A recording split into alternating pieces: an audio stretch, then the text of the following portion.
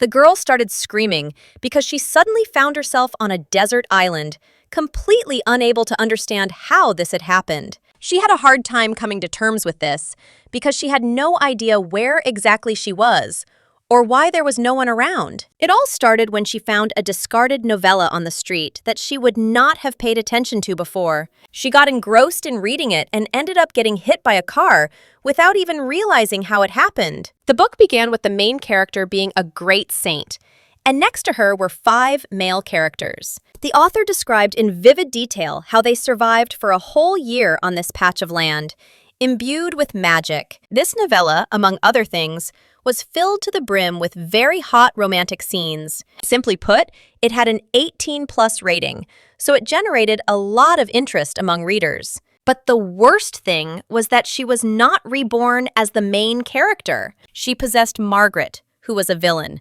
Margaret Rose Floan, the second daughter of the Duke of Floan. She was so jealous of the main character, who attracted the attention of all the male characters, that she pushed her off a cliff, wanting to kill her. As a result, Margaret turned everyone else against herself, finally losing support. And in the end, she was brutally murdered by the main male character, who by the middle of the story had lost his mind. Memories from her past and Margaret's life were completely mixed up. Therefore, it was difficult for her to remember the plot of the novella in its entirety and without gaps. She managed to inhabit the body of the main villain, and therefore she needs to find shelter as soon as possible, until a door appears that will allow everyone to escape from here in a year.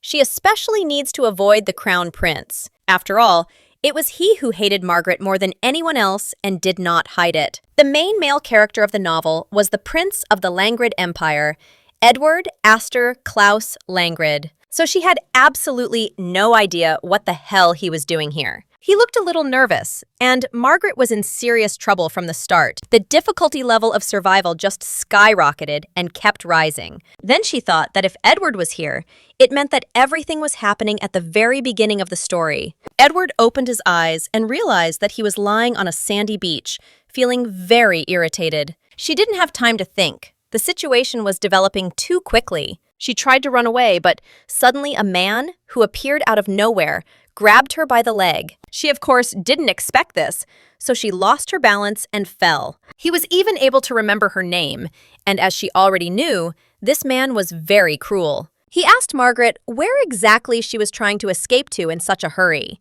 He looked extremely angry and grabbed her face roughly, not hiding his irritation. He ordered her to quickly explain where she was going to run away to. He seemed to have gotten it all wrong and decided that she was the one who kidnapped him. So she decided to go with Plan B and pointed to the side, asking what was there. He said it was nonsense because there was nothing there.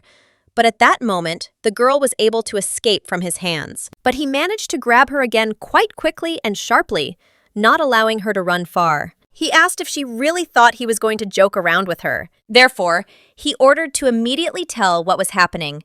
But the girl tried to explain that she herself did not understand anything. He didn't want to believe her and thought she was just lying, trying to get out of it. After everything she had allegedly done to him, she shouldn't have even hoped for his trust. To be honest, he actually had a good reason for this and staying on guard all the time. In the past, Margaret was widely and infamously known for following Edward everywhere, acting like a deranged stalker. To top it all off, one day she bought a potion that turned out to be a mixture to which Edward was terribly allergic, and then he was literally on the verge of death. After that incident, the Crown Prince hated Margaret with all his heart and no longer felt anything for her except contempt. Her list of crimes was impressive enough to land her behind bars at any moment with no chance of acquittal.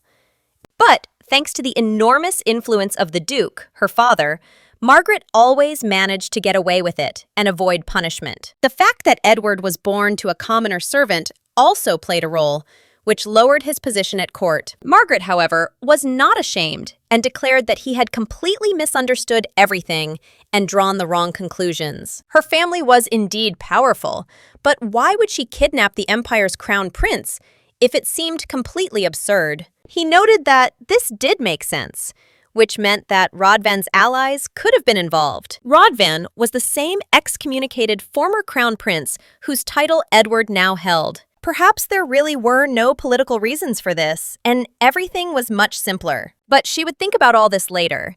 And now, she needed to understand how to provide herself with everything she needed to survive. She stated that the interrogation was, in principle, over, and therefore she was going to leave. She also made it clear to him that he shouldn't cling to her, as she really wanted to leave. But he noted that if he let her go now, she would run away again, and he could not allow that. After this, Margaret decided to tell him that he was hurting her and was being too rough. He believed that she was simply exaggerating and did not see the real danger of the situation. First, they needed to figure out where exactly they were, find a high place, and survey the surrounding area from there. If they are on the mainland, they will not see the horizon. But if it is an island, the horizon line will be visible. The sun was already setting, and the story said that with the sunset, the island becomes even more dangerous, because this place was enchanted. And it is at the beginning of the night that creepy and aggressive monsters awaken here. Therefore, any action had to be taken only in daylight, and she suggested climbing the mountain tomorrow, since it would be extremely dangerous if sunset caught them on the way. He noted that he hadn't even suspected that she was capable of reasoning logically, and this sounded more like an insult than a compliment. He also made it clear that he agreed that they would only be able to go up there tomorrow. Therefore, now it was worth examining the surroundings and trying to find at least some kind of shelter. He thought quickly and made smart decisions, and it was obvious he had spent a lot of time on the battlefield. The distinguished heir, who had paved his way to the throne through his own efforts, found himself on a desert island and was slowly driven mad by the presence of the main character. But in the novella, it was mentioned that many objects from her reality were kept on the island. The world of this survival book was quite unusual and was an unconventional adventure novel about a desert island where familiar and essential survival items were hidden everywhere. But the heroes of the novel did not understand how to use them and therefore simply threw them away. What was going on in the mind of the author who wrote all this remained completely unclear. But, unlike the others, she can easily find a use for such items. She should have found the hut mentioned in the book and tried to hide in it. But he made it clear that she was not to even think about making plans to escape again.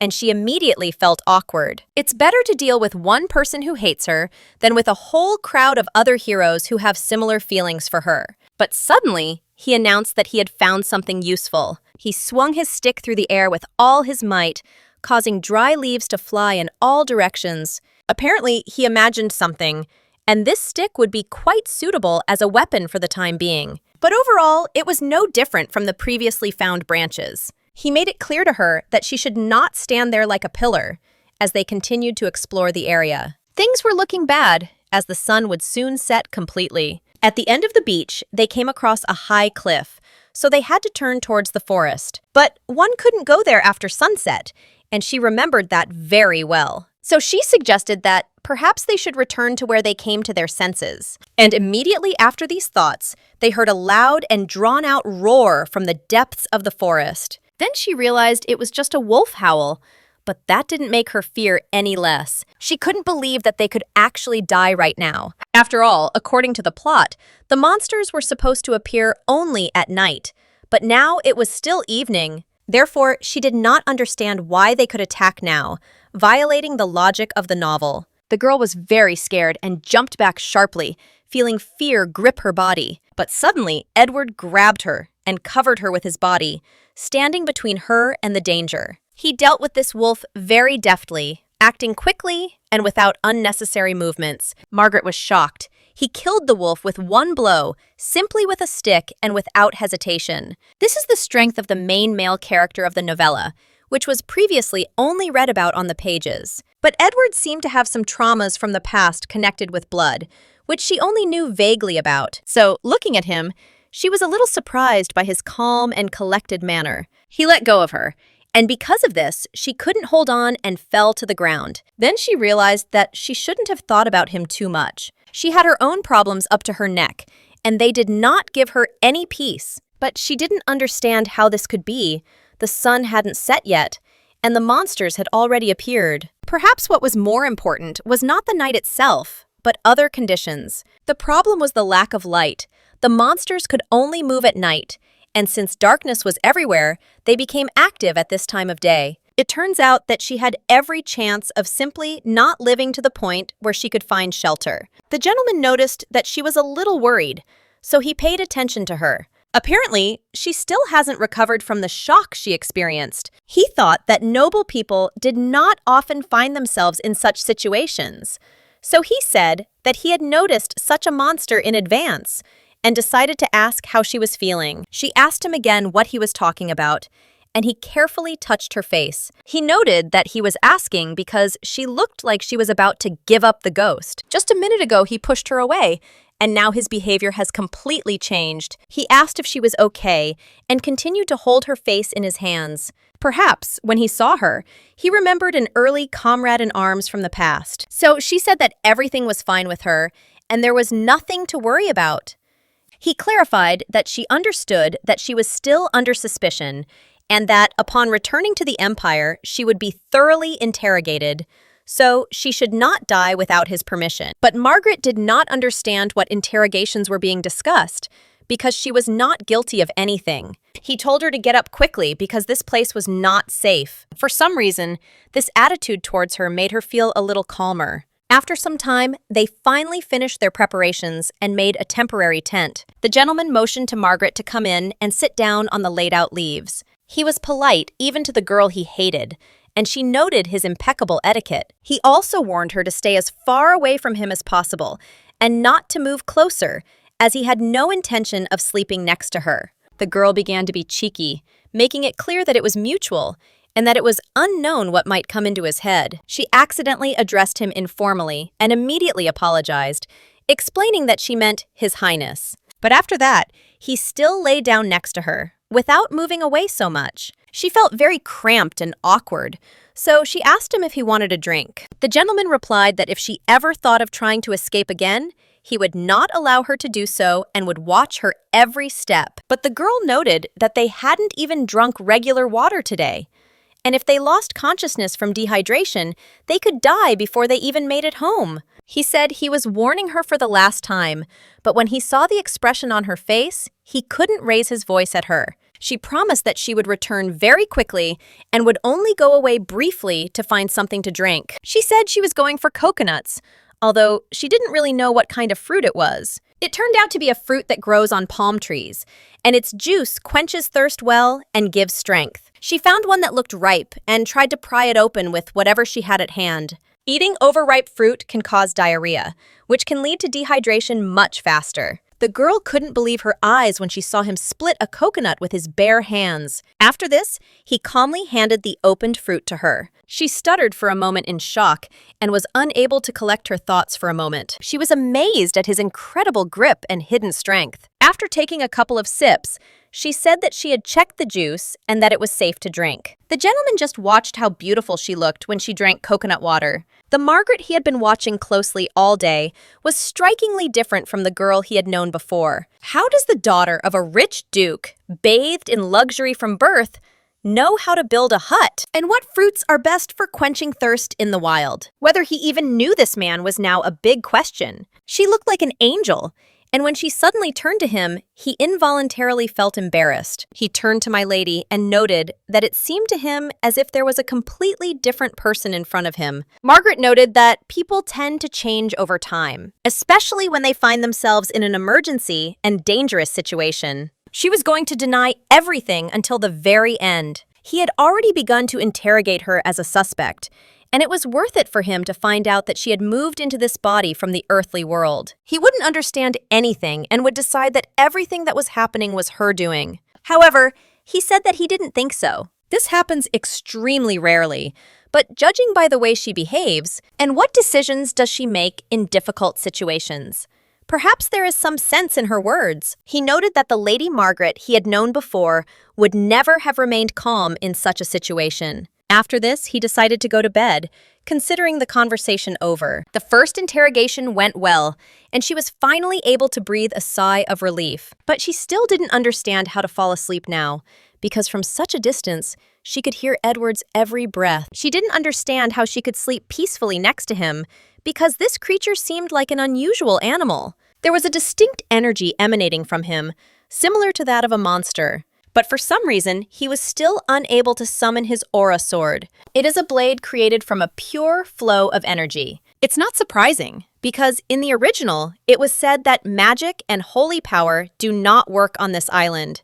Being on the island next to Edward, she had almost nothing to worry about, since he possessed enormous strength. He also sighed and noted that he didn't understand why he was telling her all this, since she wouldn't understand anything anyway. He was a real asshole, and something about the whole situation was clearly wrong. He wondered who and for what reason had chosen Margaret and him for this strange test. If she had decided to kidnap His Highness, she certainly would not have chosen the wild nature for this. She would have locked him in some tower, as is usually the case. After these words of hers, he looked angrily in her direction, clearly not approving of such reasoning.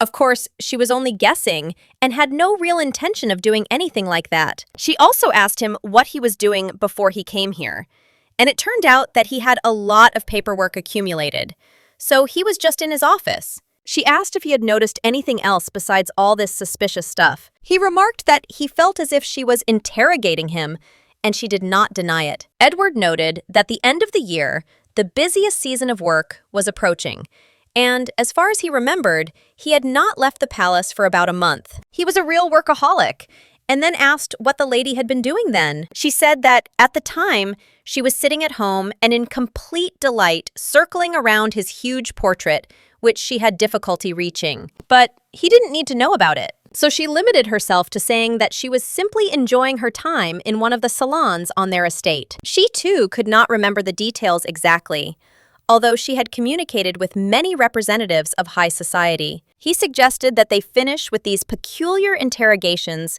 and save their strength, as it was time to go to bed. Tomorrow they had to climb the mountain and try to figure out where exactly they were now. She felt very stuffy, which made the gentleman noticeably embarrassed again. He warned that if she started pestering him, he would throw her into the ocean without a second thought. The girl was indignant, mentally noting that she would not have pestered him even if he had begged. Now the crown prince of the empire and the captain of the imperial guard were here, the great saint, the archbishop, and the archmage.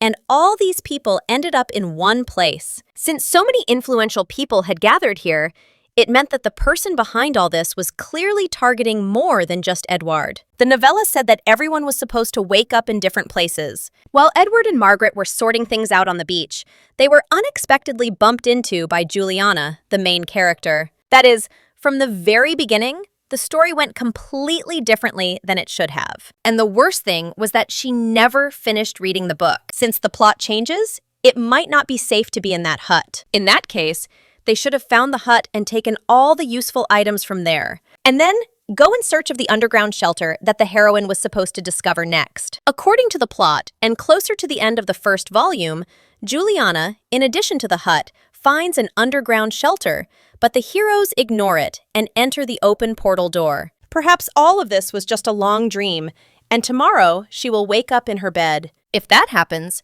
she'll be a little sorry that she never got to see Archmage Caden, her favorite character. After some time, she heard rustling in the forest and noticed a fair-haired man there. The next day, Margaret realized that, unfortunately, it was not a dream at all. At night, she felt like she was freezing to death. Now, she decided that every time before falling asleep, she would first make a fire. Turning to the side, she saw Edward's jacket, and he asked in surprise if she was awake. Margaret looked at him in surprise and noticed that he had risen too early. He just looked in her direction silently. Then the lady suggested that perhaps he had not slept at all that night. At least he looked like he hadn't slept a wink. She realized that they didn't know how long they could survive without food, and wasting their energy without restoring it through sleep was dangerous. He doubted whether he could trust her, and this clearly bothered him. But he still covered her with his jacket at night, as if protecting her. Margaret had never met a man whose words and actions were so at odds with each other. After that,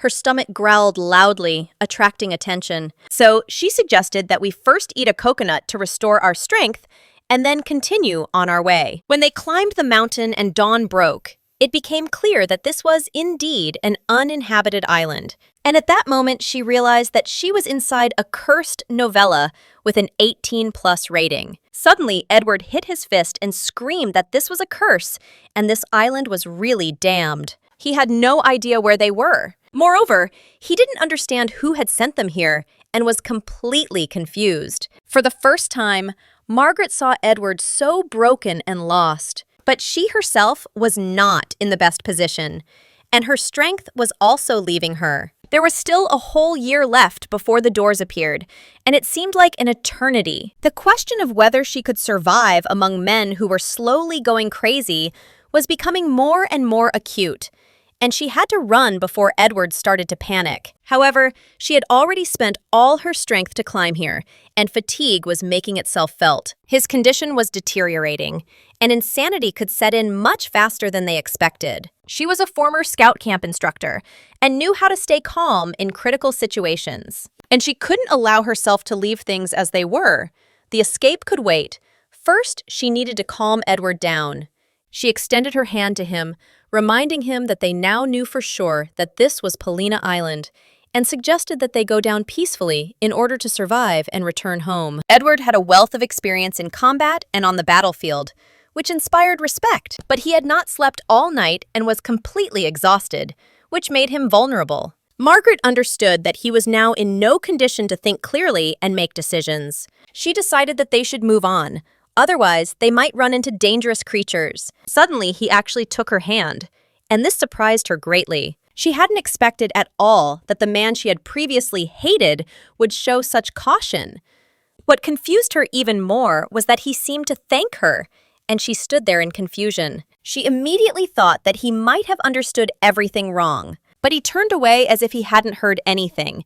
And this added to her awkwardness. Her stomach growled again, and Margaret realized she had expended too much energy climbing the mountain. When they went downstairs, Edward was shocked that Margaret was going to fish alone. She explained that she could be relied upon, and even if she failed to catch any fish, she would collect oysters and seaweed. From that moment on, she lifted her dress to make it easier to move, and this caused embarrassment to Edward. Margaret noted that he might be busy making a fire, and she herself did not understand why his behavior was so strange. She was surprised and thought that he should have seen women's legs before, and it shouldn't have caused such embarrassment. But his reaction remained a mystery to her, and she tried to focus on the matter at hand, not on his behavior. She asked if he knew how to light a fire, and he nodded, confirming his skills. Therefore, she ordered him to go and carry out this task immediately, without delay. Margaret herself decided to try to remember her fishing skills from her past life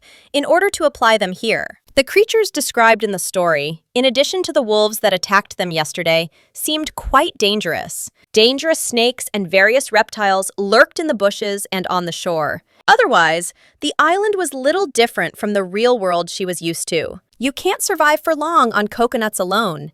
It wasn't enough to survive. To obtain nutritious food, it was necessary to engage in hunting and fishing. She had never fished in the sea before, so she doubted whether she would succeed. She did know how to catch fish with a harpoon, but she had previously only practiced in the river. First, she needed to find a spot where the water flowed in exactly one direction. The first step in spearfishing is to carefully check the crevices between the boulders where the waves break. Small fish that are carried by the waves into these cracks get stuck and cannot emerge. The second step is to crush the small fish with a stone to use it as bait for larger specimens. After this, you can move on to using the harpoon to catch large fish. It will take patience to freeze and wait for suitable prey without unnecessary movements. Suddenly, the girl realized that she needed to act immediately, without wasting time. And with a sharp movement, she used the harpoon, directing it precisely at the target. A moment later, her eyes lit up, and she saw a fish caught in the crack. Margaret realized that she could cope with this on her own,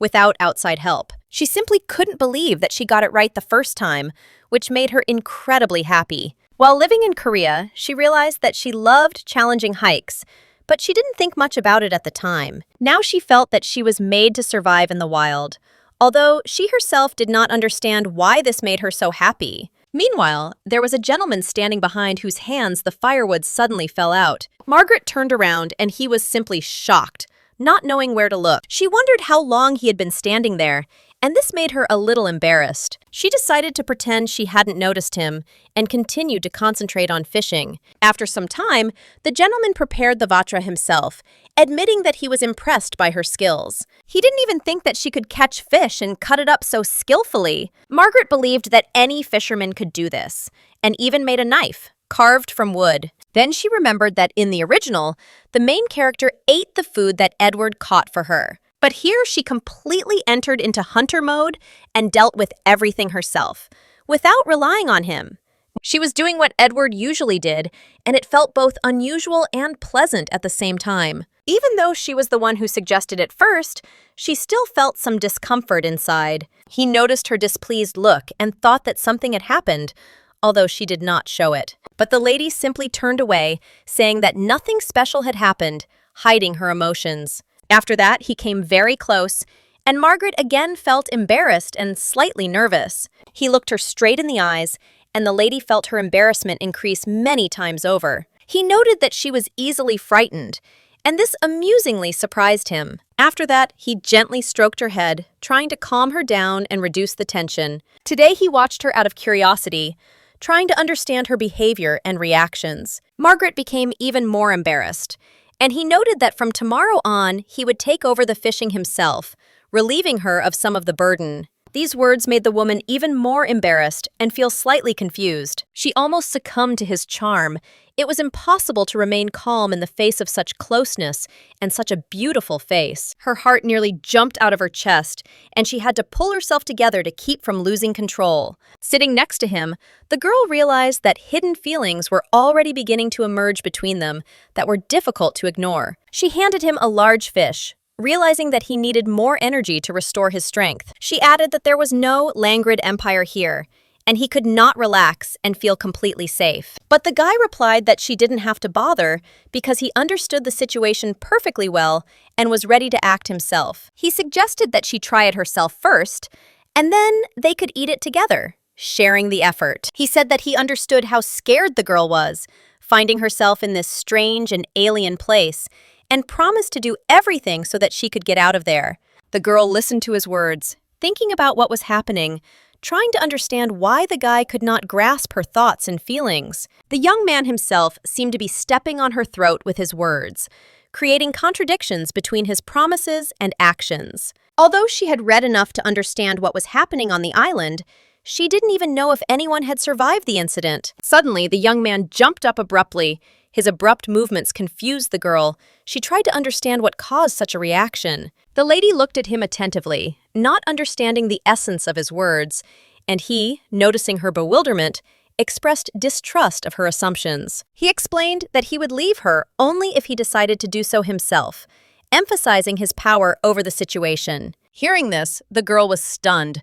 Her gaze met the guy's confidence, which left no doubt about the seriousness of his words. He added that she should remember this forever, to which the young lady nodded and promised to remember his instruction. Goosebumps ran across her skin, because anyone who heard these words without context would immediately think that the guy was possessed. She couldn't understand why His Highness was heading to a certain place, leaving her in the dark. He advised the girl to wrap up warmer, but he himself remained mysterious, and she simply looked at him, trying to grasp the meaning. The Duke explained that he gave her the jacket only because he himself felt the heat, without expecting gratitude. He also added that there was no need to thank him, since it was completely natural, which caused the girl slight irritation. She still knew there was some truth in his words.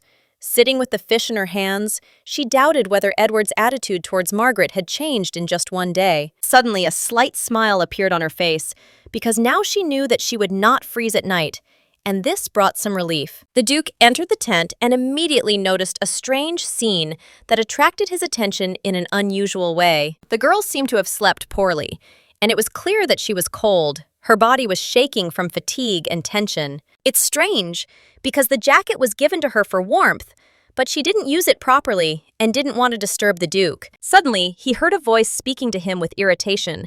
The words seemed harsh, and he asked again, trying to understand the meaning. It turned out that the girl was shouting at someone, clearly expressing strong dissatisfaction and swearing, which surprised the Duke. He tried to comprehend what was happening, listening to the screams, but he had difficulty understanding what exactly was being discussed. It was not yet entirely clear who she was talking to, and this added to the confusion in his perception of what was happening. Suddenly, she grabbed his jacket, and the fabric stretched, causing him slight surprise and bewilderment. This amused him slightly, but he still didn't fully understand what had happened, so he simply covered her more tightly with his jacket without explaining. She turned out to be not so simple, and even a little strange, but this made her image more interesting and mysterious for the Duke. After that, a new day arrived, bringing with it a feeling of freshness and new challenges for both of them. Sleeping on the sand for 2 days clearly hadn't done her any good.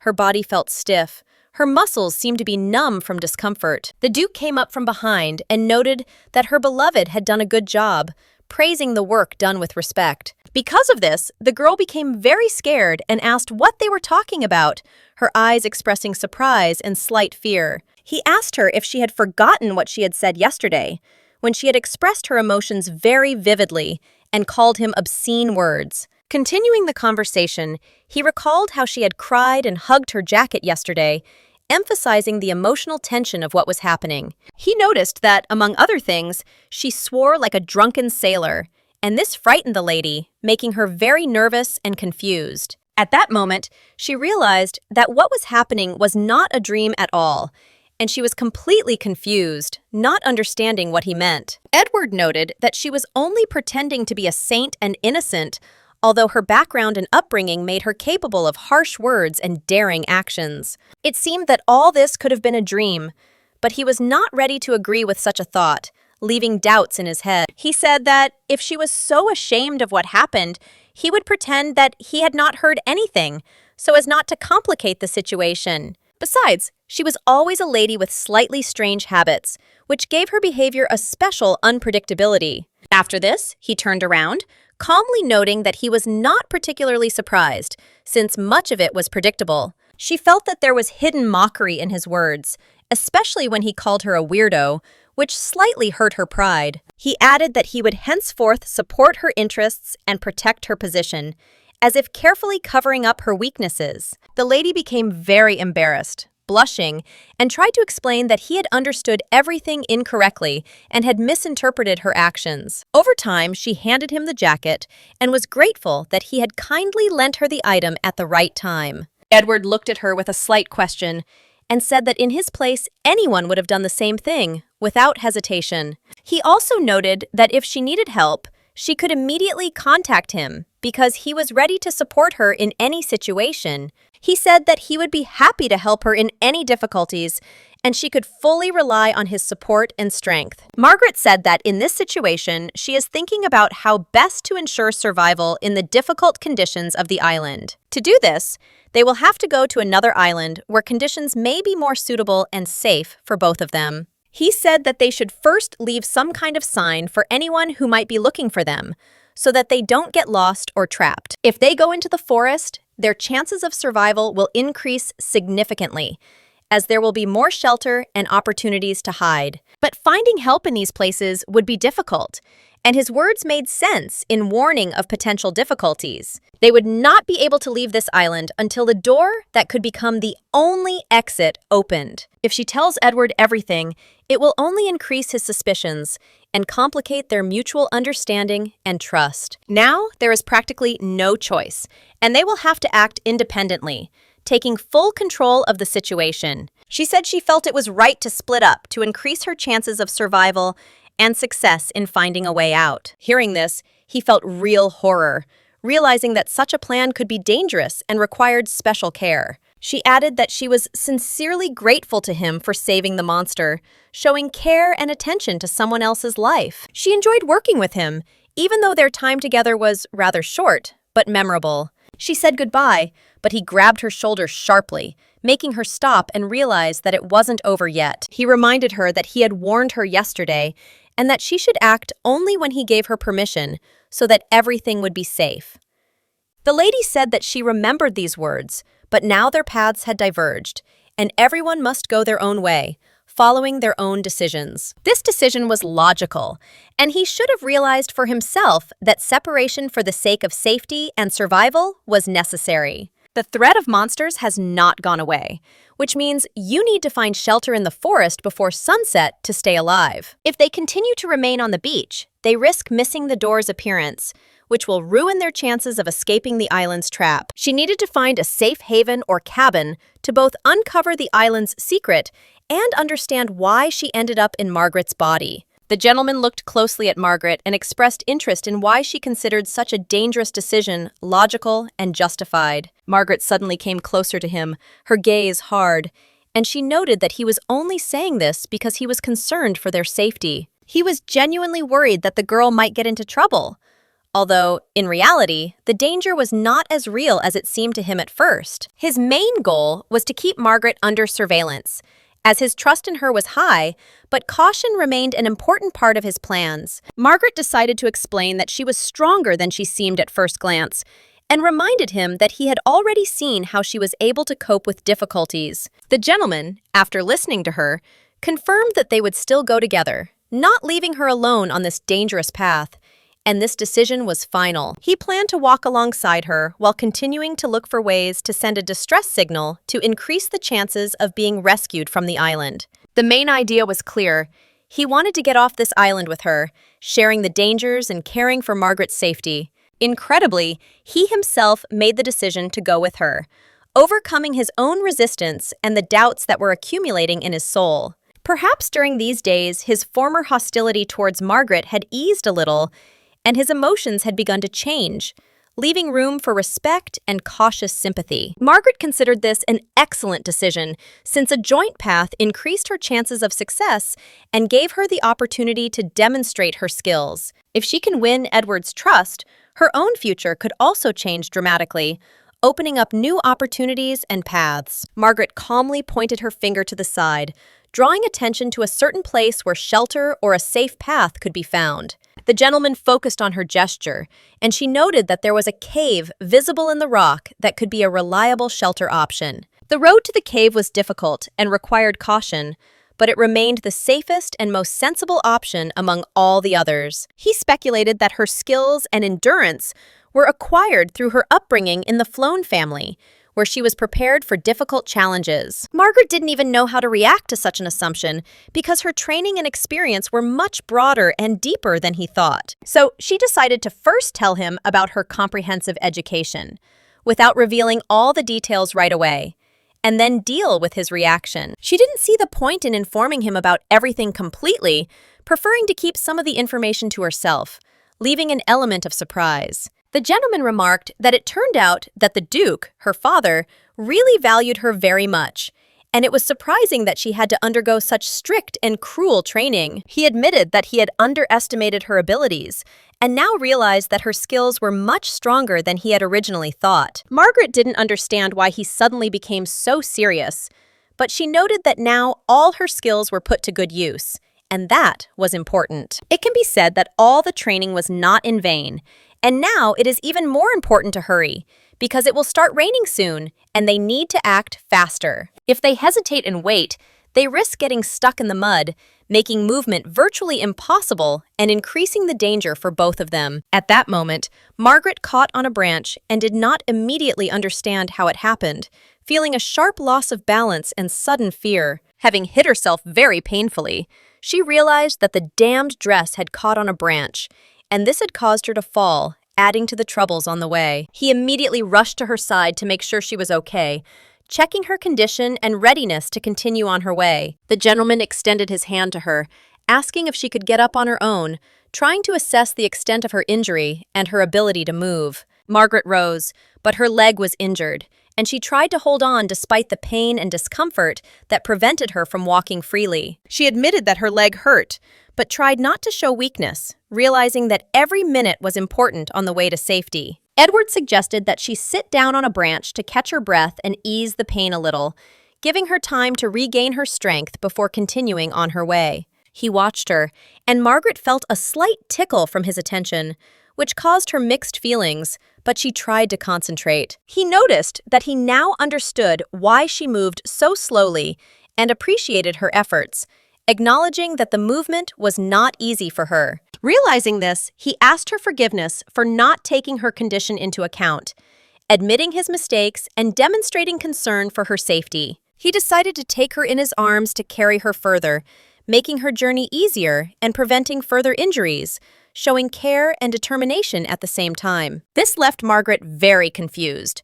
not knowing how to properly respond to his unexpected concern and such a direct, albeit helpful, act. She asked what he was doing and tried to free herself, kicking slightly, not used to such close and decisive help from Edward. He simply noted that it was better to get to the cave as quickly as possible before it started raining, and that was the most important thing at this stage of the journey. This was, of course, true, but he also added that he would quicken his pace, and if she did not want to fall, she must hold on tighter than ever before so as not to lose her balance.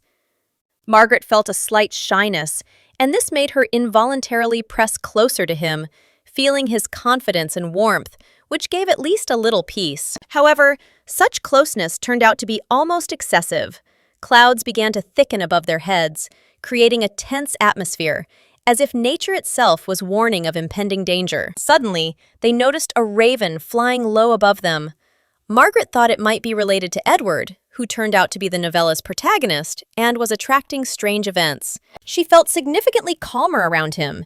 His presence gave her a sense of protection that helped keep her anxiety under control and eased some of the internal tension. Now he had warmed up a little towards her in his behavior, and all that remained was to hope that the appearance of the main character would not change their relationship, because this was a unique chance to strengthen the trust between them. Margaret, gathering her courage, turned to him mentally, acknowledging that he had observed quite correctly. Since the moment she appeared on the island, she had really changed and become a different person. So she allowed him to believe that in some sense she had been reborn, as if old habits and fears had been left behind, leaving room for a new outlook on herself and on life. She made a promise that she would not repeat her past mistakes and would not treat him the way she had before, which could become the basis for future friendship and mutual understanding. Edward didn't even immediately know how to react to her confession. Margaret assumed that he internally considered it wrong and doubted the sincerity of his reaction to her words. But suddenly he said that he actually felt almost no disgust when communicating with her, which was unexpected and a little encouraging for Margaret, making her heart beat faster. At the same time, he emphasized that even she should not expect any romantic feelings from him, leaving clear boundaries and cold control between them. Now, he simply behaved towards her as befits a gentleman, showing courtesy and respect, but giving no reason to hope for anything more, which left Margaret with inner confusion. Therefore, he advised her not to have any illusions or false expectations, as this would only complicate their relationship and could lead to unnecessary emotional pain for both parties. Any hope could only complicate the situation and add strain to the relationship. Margaret realized she had to be careful not to create unnecessary problems and misunderstandings for herself and him. At that moment, the girl realized that her words were practically useless, and any attempts to explain or change the situation would not help if he was determined to remain cold and reserved. Suddenly, they heard quiet, almost imperceptible footsteps coming from all directions, giving the impression that they were being watched and prepared for a surprise attack. However, the sun had not yet set, and Margaret could not believe that the monsters had already appeared. Her mind tried to find an explanation, but fear and anxiety grew with every second. At some point, Edward accidentally pushed her to the ground, warning her that she needed to defend herself, because now it was everyone for themselves, and the situation was becoming increasingly dangerous. He said that he would deal with the monsters himself, but his words sounded both confident and alarming, because the number of enemies seemed insurmountable and threatening right here, nearby. However, the monsters had already managed to surround Margaret, creating a ring of threat that was tightening with every second, and she felt that she needed to act quickly, otherwise there would be no chance of survival. Despite the danger, the lady remained calm. Her face remained confident. She looked focused and prepared for any outcome, trying to keep her emotions under control. In this situation, Edward did not know what to do. His resolve clashed with uncertainty, and his desire to protect her fought with the danger posed by the creatures surrounding them. Of course, fear was inevitable, and Margaret didn't know how to proceed. Every move could be her last, and tension hung in the air like an invisible threat. But she managed to shout for Edward not to stand motionless like a pillar, but to act, because passivity in such a situation could cost his life, and every moment counted. He held one monster in his arms, screaming at her to run, showing incredible strength and determination that inspired respect and a sudden sense of security. The girl didn't even have time to react quickly to what was happening. Her movements were slowed by fear and surprise, but her survival instinct demanded immediate action. She knew she had to survive, so she tried to get up and somehow distance herself from the danger, trying to find a way to escape despite the obstacles. Her dress was in the way, creating additional difficulties. But Margaret had no intention of becoming a hindrance to Edward. She knew that her movements had to be quick and precise. She needed to climb the nearest tree, but suddenly one of the monsters grabbed her hand, which made her heart stop and added a feeling of hopelessness to this dangerous situation. She began to scream, but it was not from fear of death. On the contrary, she felt a strange excitement and readiness to fight, realizing that now every moment was worth its weight in gold. Meanwhile, Edward had already driven off the remaining monsters and was running towards her. His decisive movements demonstrated incredible speed and strength that could have saved Margaret at that moment. The memory of the lady's words about how one shouldn't be so stubborn surfaced in his mind, and how she had told Edward that she completely didn't understand his motives. These memories added tension and emotion to the events. Margaret still didn't understand why he didn't want to marry her or propose. Her thoughts were confused because logic and feelings didn't coincide, creating an internal dilemma. She seemed to have everything a highness could desire: pedigree, wealth, the status of heiress, but something was still missing, and this feeling remained painfully palpable. She often said rather harsh things to him, which sometimes caused pain and exacerbated their conflicts. These words, spoken in the past, left a mark and complicated the relationship between them. It is therefore not surprising that Edward felt strong irritation and even hatred towards Margaret.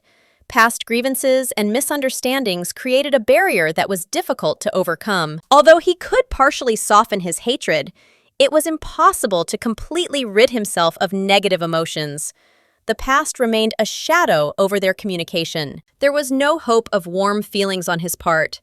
The line between respect and emotional closeness remained strictly defined, and Margaret was clearly aware of this. Her only chance of survival was an underground bunker where she could hide from the monsters and temporarily rest until the situation became safer and more controlled. And yet, she wanted to believe that during the time of danger they had experienced, at least a small closeness had developed between them and Edward, which allowed them to feel support and trust. When Margaret opened her eyes, she was surprised to still be alive. This feeling of relief was mixed with anxiety about what could happen at any moment. She was prepared for the fact that she could end her life in the stomach of a monster.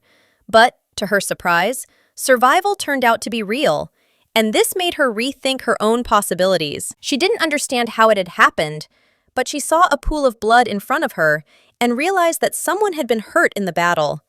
This moment made her heart beat faster with horror and anxiety. There were also bodies of monsters lying in front of her, and Margaret began to wonder what was going on with Edward. Her anxiety for him grew stronger because she realized that he could have been injured. She looked towards him and saw that he was standing with his back to her, tense and focused, which added confidence that he had managed to cope with the danger. Thank God, it was him, and apparently it was Edward who saved her. This realization instilled a feeling of gratitude and relief that slightly calmed the inner fear. She turned to him mentally, trying to understand if he was all right, assessing his condition and readiness to continue the fight or protect them both in the event of a new threat. But he noticed that his hands were covered in blood, and this reminded Margaret of something important. Memories of past events washed over her, causing anxiety and a sense of danger. She remembered that his past traumas were connected to the fact that the sight of human blood made Edward fly into a rage, and this knowledge made the situation even more tense and unpredictable. In this state, he is capable of surpassing the limits of normal physical strength, and Margaret understood that until he is exhausted to the point of fainting, his capabilities are practically limitless and dangerous to those around him. Margaret knew she had to act quickly.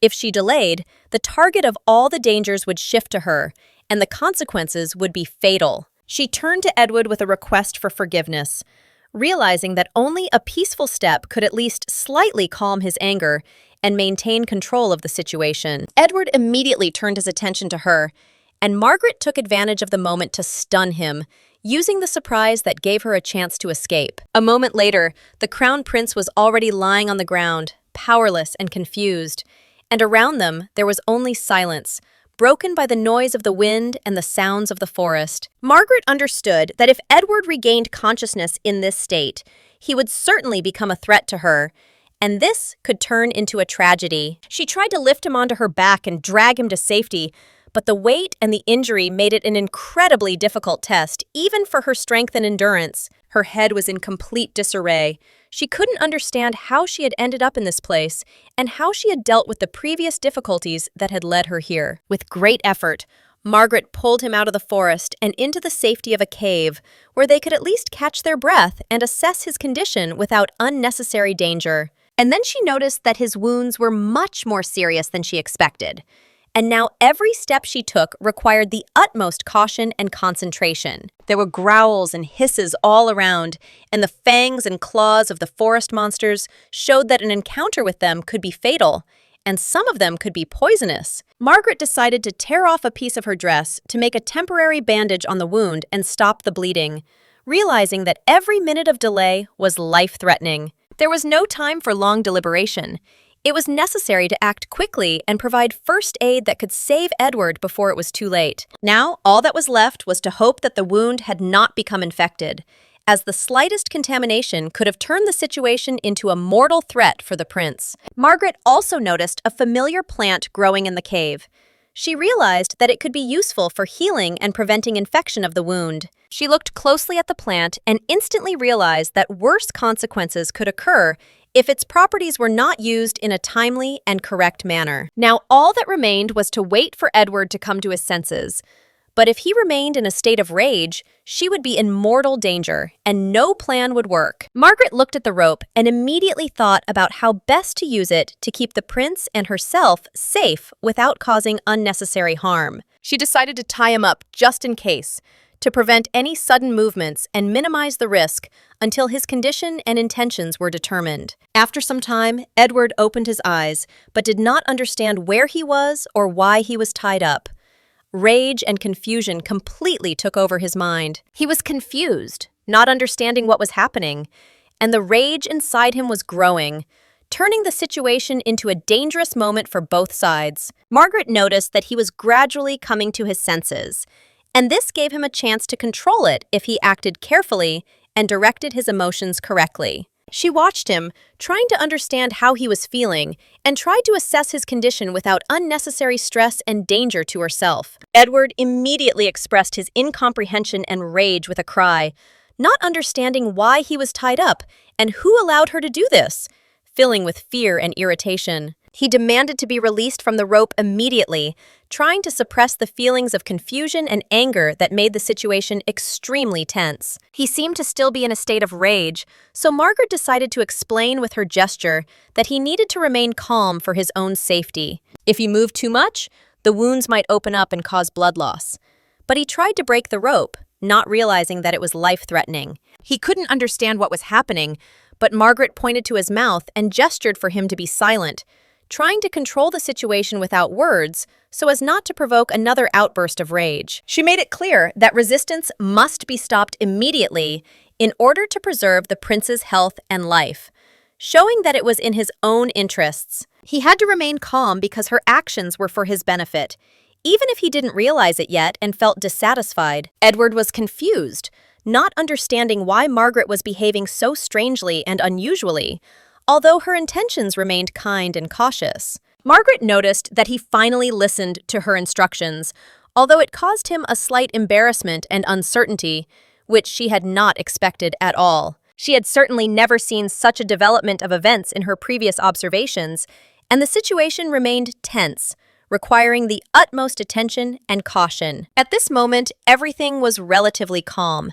but Edouard did not understand why his body stopped obeying his own commands, which added chaos to what was happening. Margaret stroked his head, a calming gesture, showing that everything would be okay and trying to regain control of the situation without further ado. He looked at her and her smile looked incredibly sweet, as if the world had stopped for a moment and this small happiness lit up everything around. He closed his eyes and lay down next to her, feeling her presence gradually soothe the anxiety and tension that had lingered throughout the day. He closed his eyes again, trying to fall asleep, although his thoughts were confused and anxiety did not leave him, preventing him from forgetting for even a minute and finding peace in the silence. Thank God. The internal tension began to subside, and he felt relief, as if a heavy burden had suddenly disappeared from his shoulders, leaving behind lightness and peace. If it hadn't worked, the consequences would have been dire.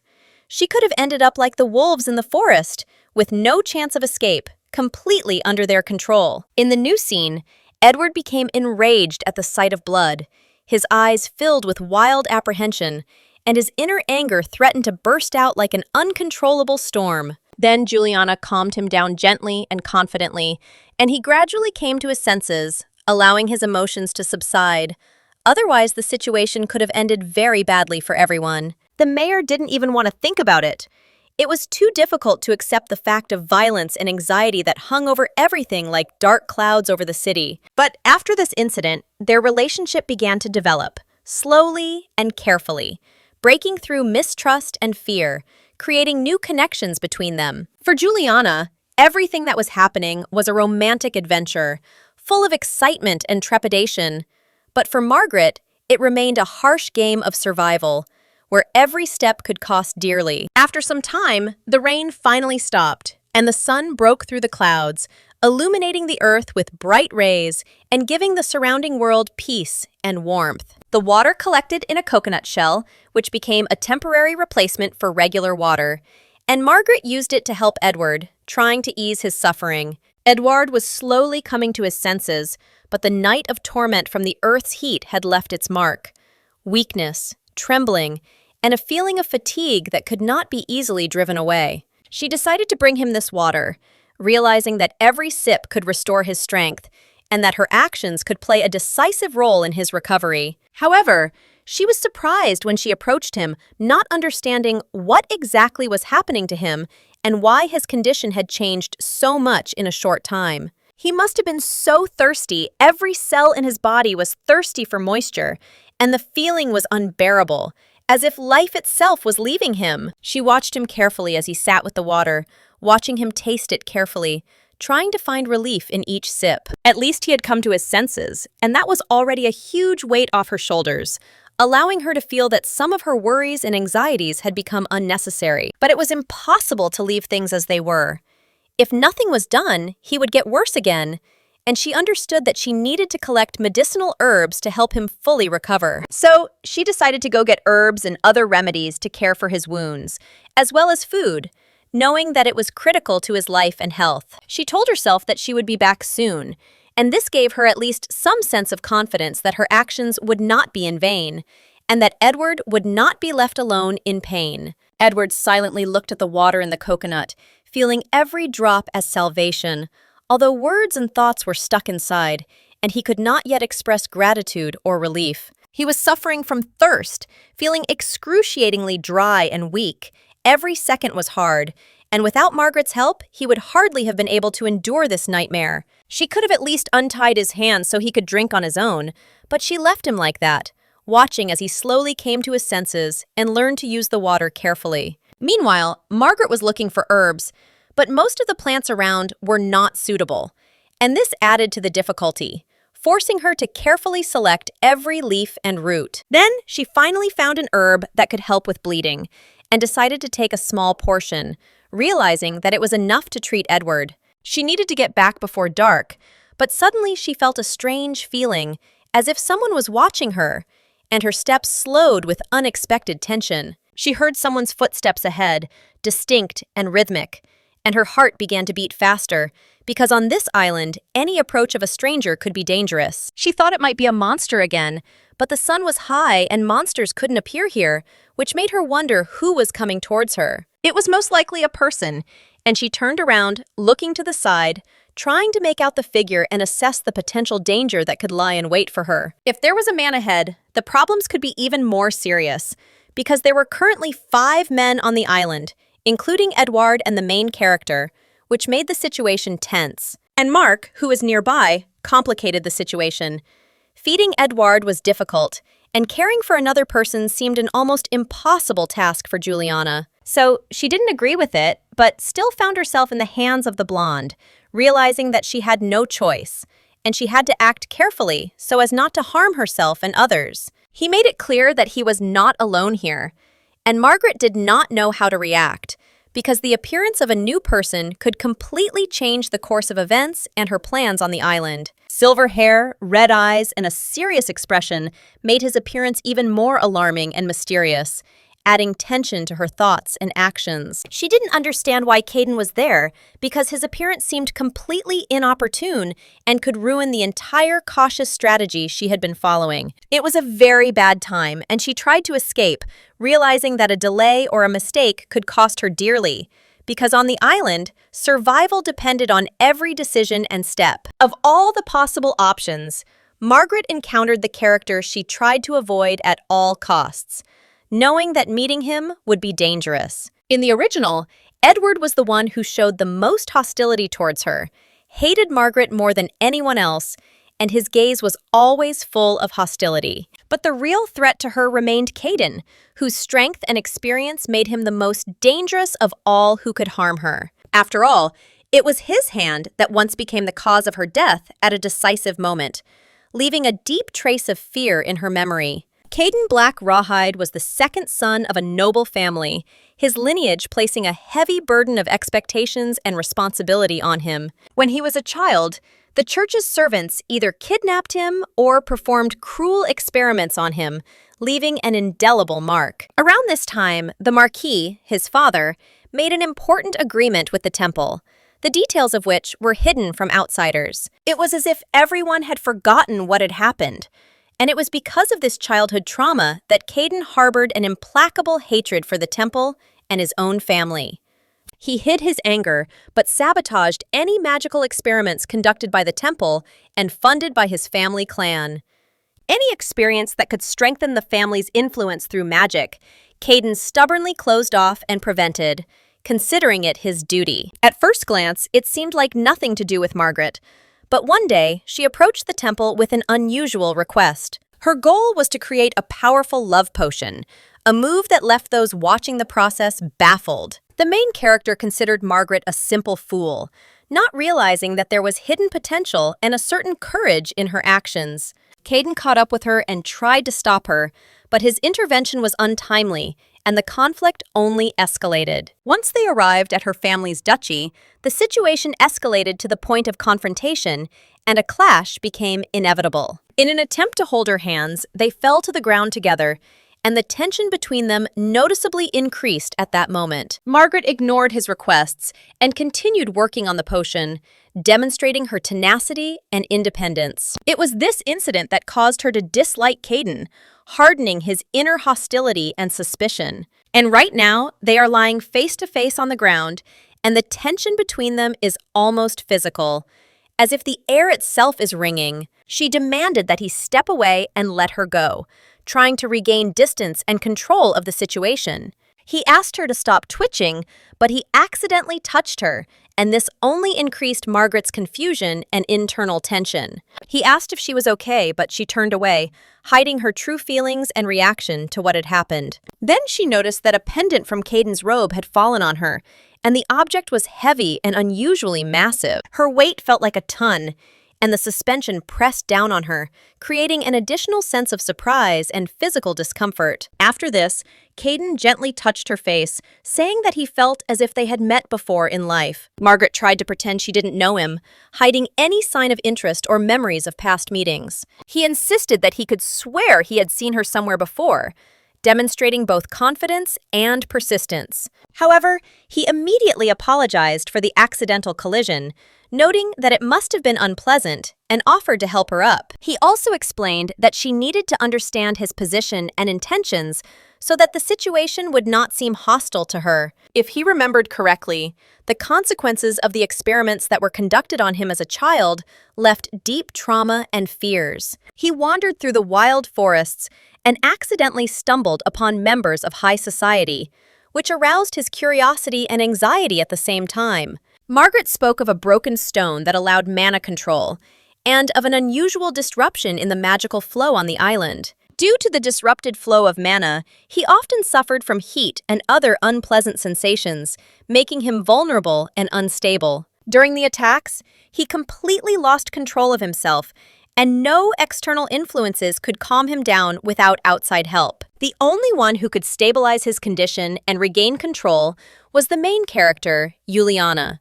Her presence had a calming effect. He asked why she ended up running away, trying to understand her motives and the reasons that made her avoid direct contact with him. He couldn't fly into a rage like Edward, so she decided to act somehow, carefully adjusting to his unpredictable behavior. He thought what was happening was strange, because he clearly heard her screaming and calling him names, and this did not at all correspond to the idea that she could be a stranger to him. The girl was making a squealing noise, and it made him wonder what was really going on, why she was reacting so strangely to his presence. She raised her head proudly, as if asserting her independence, and clearly expected him to explain what he wanted from her, not hiding her surprise. Her expression caught his attention, and he noted to himself that despite her character, she looked sweet, attractive, almost like a funny riddle. However, she immediately asked to let her go, explaining that he looked alien, strange, as if from another world,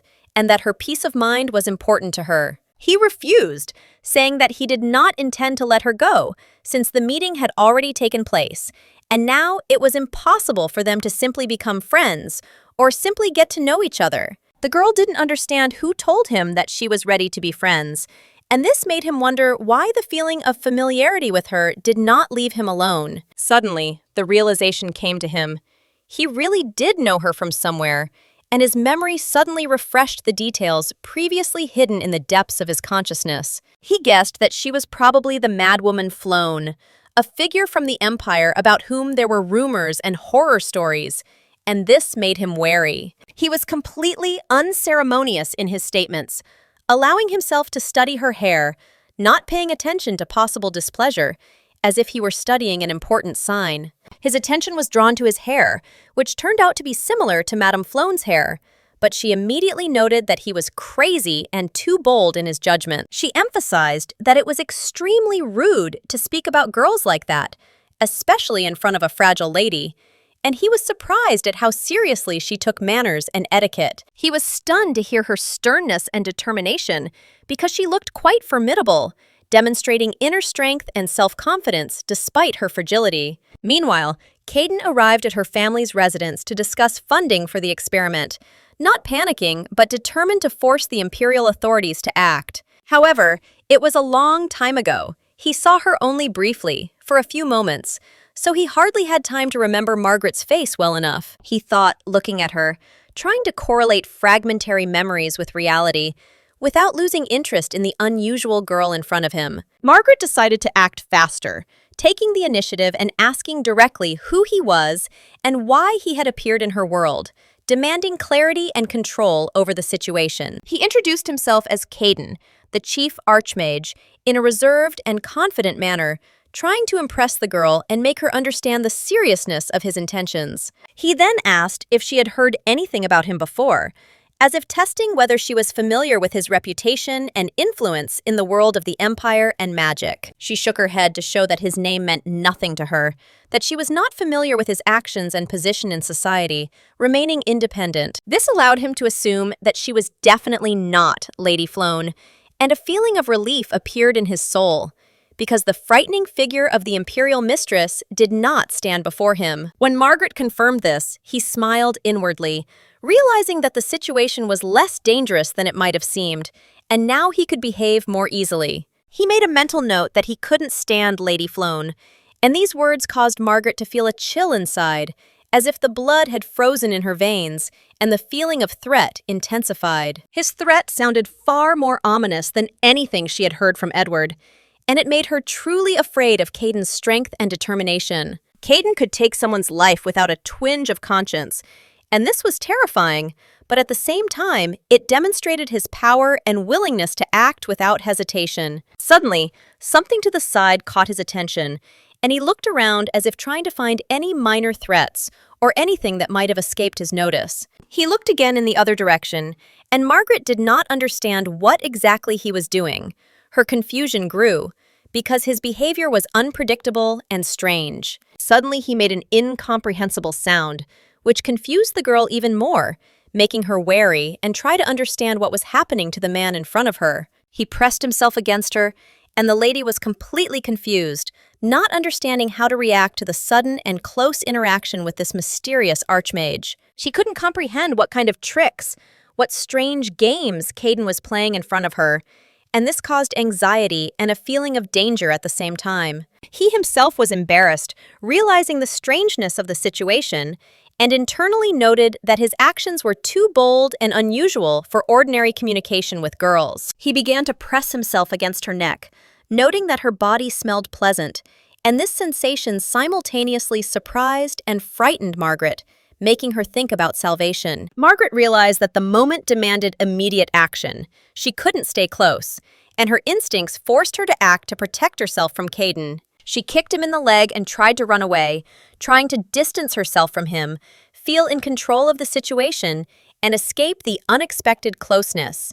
He screamed for her to stop, but she couldn't breathe, and even if Caden hadn't intended to cause death, the fear of his presence was too great. She always felt danger around him, and at the cliff, she jumped on a vine, using her skills to escape, saving herself from the potential threat. There was a constant tremor of fear in her soul. The anticipation of possible death at his hand made her heart pound, even when he wasn't actively pursuing her. Leaping easily to the other side, she glanced back to make sure Caden was behind her, checking if it was safe for her to continue. She realized that he had indeed been left behind, and she even more so did not want to be near a man whose abilities and intentions inspired horror and mistrust. She had enough of Edward, and this realization strengthened her resolve to flee. She was not going to remain in a situation where Caden's power could threaten her freedom or life. Caden was amazed to see her abilities, realizing that the girl who called herself fragile actually displayed agility and skill worthy of astonishment. She continued to amaze him with her stunts, which proved her courage and determination, not allowing him to underestimate her physical abilities and intelligence. Over time, Margaret was able to leave, hoping that Caden would not pursue her further, feeling relieved and temporarily free of his presence. She accidentally ended up with his talisman in her hands, and while distracted, she took the pendant with her, not suspecting that it was precisely this item that he could start pursuing. Perhaps Caden was chasing her because of the talisman, and that made her wary, realizing that the item was important to his motivation and future actions. At the same time, Margaret noticed that the sun was already setting, and the day was drawing to a close, creating an air of urgency and reminding her of the need to find safe shelter. She understood that the night would be dangerous, and any mistake could cost her freedom or life, so she tried to act carefully, using her skills and intuition. The sun was setting, painting the world in orange and red hues, and Margaret knew she had to move faster to get out of sight of Caden before dark. She realized that there were still many obstacles ahead, but now every step was decisive, and her determination and skills allowed her to hope for a successful escape and maintain her own safety. Monsters were expected to appear in the gorge soon, so Margaret knew they had to move faster or the danger would become unbearable. She had already run quite far from the cave, and at the same time, she knew that Edward was left there alone, wounded and vulnerable, without the ability to defend himself. At the moment, taking care of herself was the most important thing, because if she didn't survive, then there was no way she could help Edward. From behind her, from a deep gorge, came a strange sound that made her freeze and listen to every rustle around her. The rock she had taken refuge under turned out to be a good place to wait out the night, so Margaret decided to hide there and remain unnoticed. She planned to head back at dawn, but suddenly she felt something unusual inside the rock crevice that caught her attention. Deciding to take a look, she was shocked. In front of her lay a neat box, an unexpected find that could change the course of events. Margaret couldn't believe her eyes. Inside was a first aid kit, exactly the same as the original one Juliana had found. Then she realized that this was a chance for salvation and decided to unpack the box, hoping that the contents would help her cope with the difficulties. She began to carefully examine the medications, studying each package and trying to understand which ones would be needed first. It seemed as if the memories had merged in Margaret's head, and she even began to forget some of the Korean names. But the essence of the medications remained clear. In any case, what was in the box should have been enough to help Edward and ease his condition. She was pleased with the find, but a sudden rustle behind her made her wary, again sensing danger nearby. Realizing that they might be monsters, Margaret quickly hid under a rock, trying to remain unnoticed and hold her breath. She didn't expect the creature to appear so quickly, so she was startled, feeling a cold fear creeping inside her. The monster moved quietly, as if hoping to remain unnoticed, which forced her to hold back every sound and movement. Listening more closely, she realized that these were not wolves, but someone walking on two legs. The steps were too human for an animal. The creature seemed to be searching for something.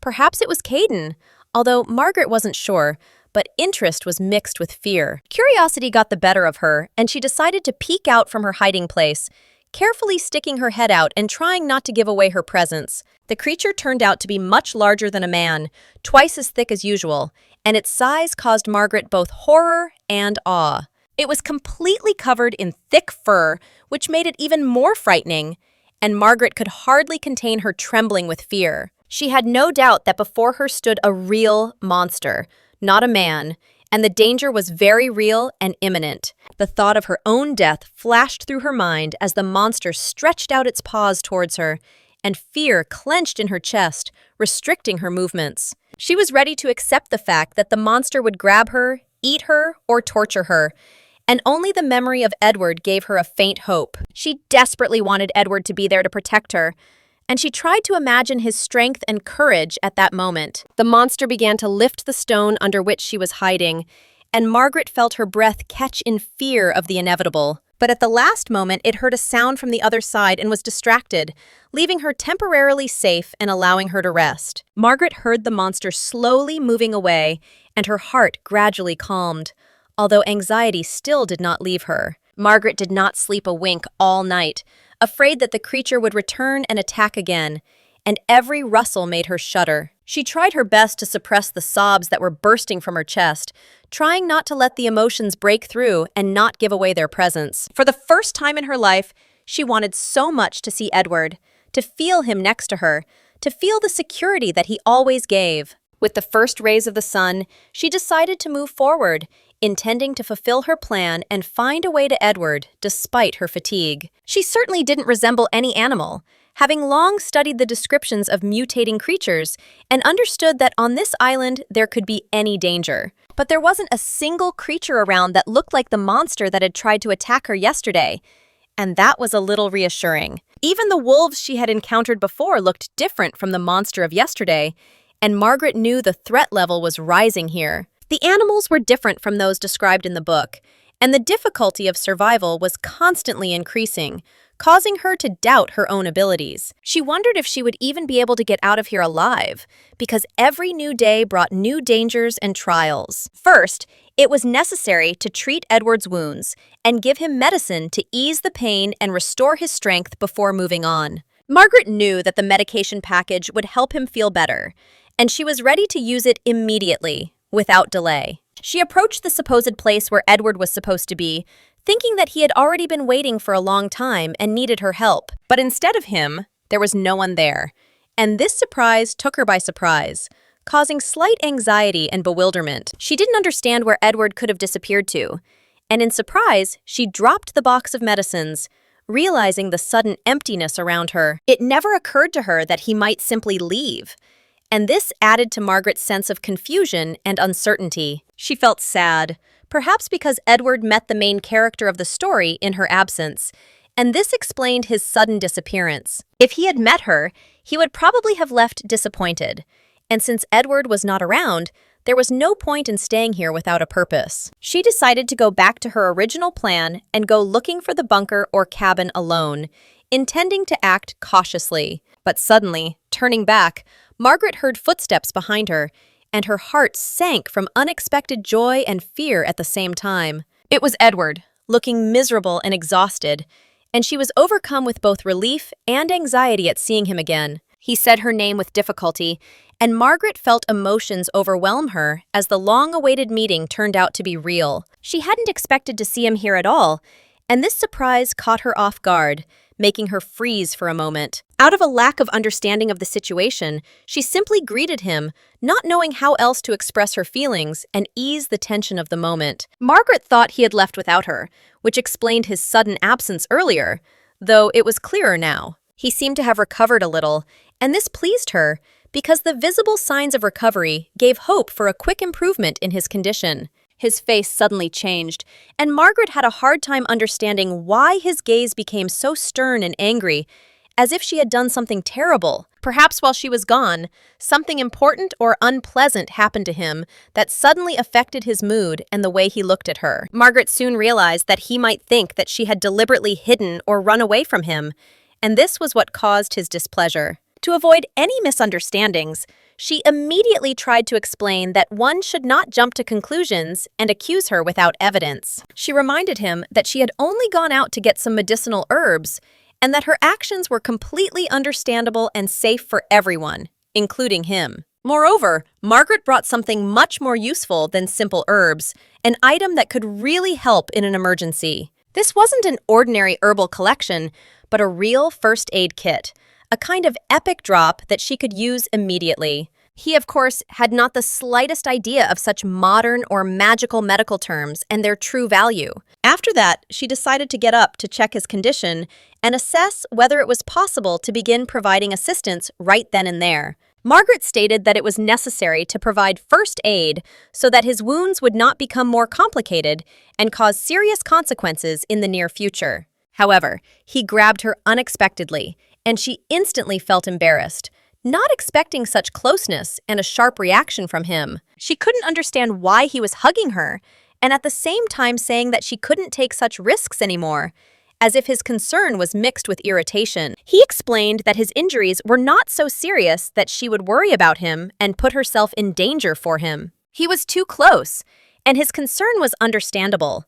He didn't want her to risk herself for some herbs or medicine for him. Margaret was completely confused, not understanding where this strange atmosphere between them came from and why he was behaving so unusually. For those who observed the events, it would be useful to remember that everything happened completely differently the day before, and now the situation seems to have been rewound. Edward opened his eyes and was confused as to where he was, as if time and space around him had changed or shifted. He noticed that he was in a cave, covered with something, and this added even more uncertainty because he did not immediately remember what had happened. Then he saw a bandage on his hand and realized that someone had taken care of his wound, because before it was open and bleeding. It turned out to be a piece of Margaret's dress, carefully placed for bandaging, which immediately surprised him because he had never seen her in a medical role. He certainly didn't think that such a softie like Margaret was capable of treating wounds on her own and knew how to use medical equipment. At the same time,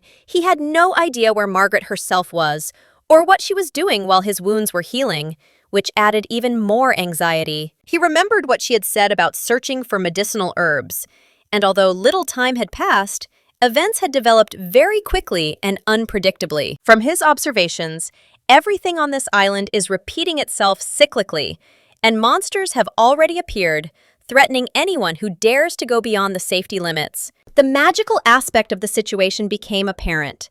During the day, the danger does not manifest itself, but as evening approaches, the monsters return, creating constant tension and threat. Understanding this, Edward hurried to look for Margaret, not wanting to waste a minute to make sure that she was okay and safe. There was no time to wander through the forest now, but he felt strange emotions, not like before, as if an inner feeling was forcing him to act differently. He would never have risked himself in a normal situation, much less gone in search of a girl.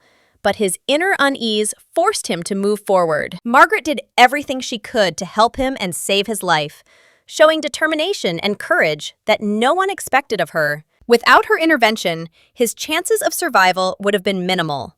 And it is safe to say that it was her actions that prevented tragedy. And yet, Edward still behaved strangely with her, as if he had forgotten how much effort she had put in, and sometimes showed irritation that seemed unfounded. He recalled all their past conversations, and his anger at himself grew because he realized that he had behaved rudely and did not appreciate her concern. It became clear to him that she was now going through just as hard a time as he was. But all this time, he had only been causing pain with his words, not noticing her suffering. She, like him, found herself alone in an unfamiliar area where she could not rely on anyone.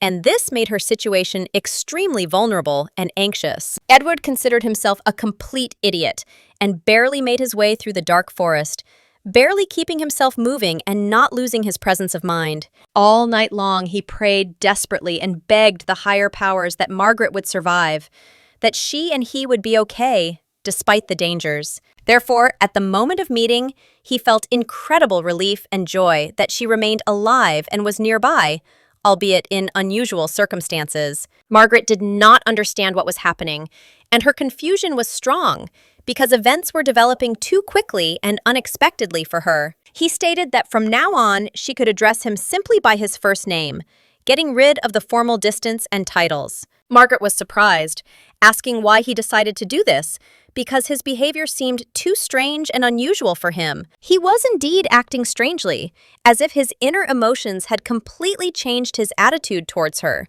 which made the situation even more confusing. She couldn't believe that he had suddenly become so kind, and she thought that perhaps people really did change in critical situations, as had happened here. But the change was too drastic for her to fully believe, so the doubt remained and prevented her from trusting him completely. He noticed a bruise on her and assumed she must be in pain, asking who had caused her the injury, showing unexpected concern. Margaret was completely confused, not understanding why he was suddenly showing concern and interest in her condition, which seemed unreal to her. She explained that she was fine and that it was just a scratch that didn't require any special attention or concern. She pulled his hand away, expressing surprise and bewilderment, because she still could not comprehend that it was he who had begun to show concern for her. She thought that perhaps he was still delirious, because his sudden concern for her seemed so unusual for his character. He asked her what she meant, and she simply replied that she was fine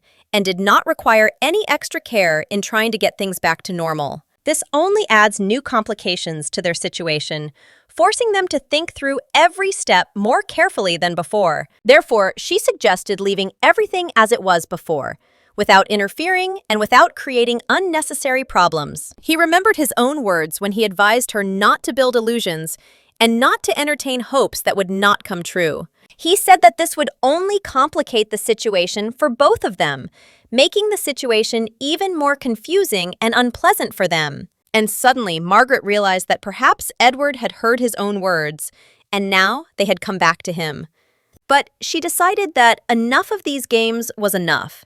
She couldn't relax just because she felt sorry for him. Therefore, she noted that she felt as if she was about to pass out from tension and fatigue. She suggested that instead of all this, they go hunting to change the scenery and take their minds off their worries. But first, it was necessary to take care of his wounds, because they could not be left without attention and care. Edouard was very confused and bewildered. He was not sure whether he understood and did everything correctly, but he managed to thank her, although at first she slightly frightened him with her actions and intentions. She said that the procedures would be a little painful, but this was necessary for proper treatment and quick healing. After some time, Margaret had completely treated all his wounds, carefully and thoroughly, without missing a single detail. She noted that everything was ready because she wrapped it with bandages and made sure that the treatment was carried out correctly. Edward said it looked impressive, and she replied that it was enough for the initial recovery. He didn't even know how to properly respond to her confidence and the way she treated him. He asked how she knew it was an antiseptic and how she managed to choose the right product. But on the bottle, there were inscriptions in a language unfamiliar to him, which made everything even more mysterious and incomprehensible. And then Margaret decided that she needed to come up with something in this situation to explain her actions without raising suspicion. Therefore,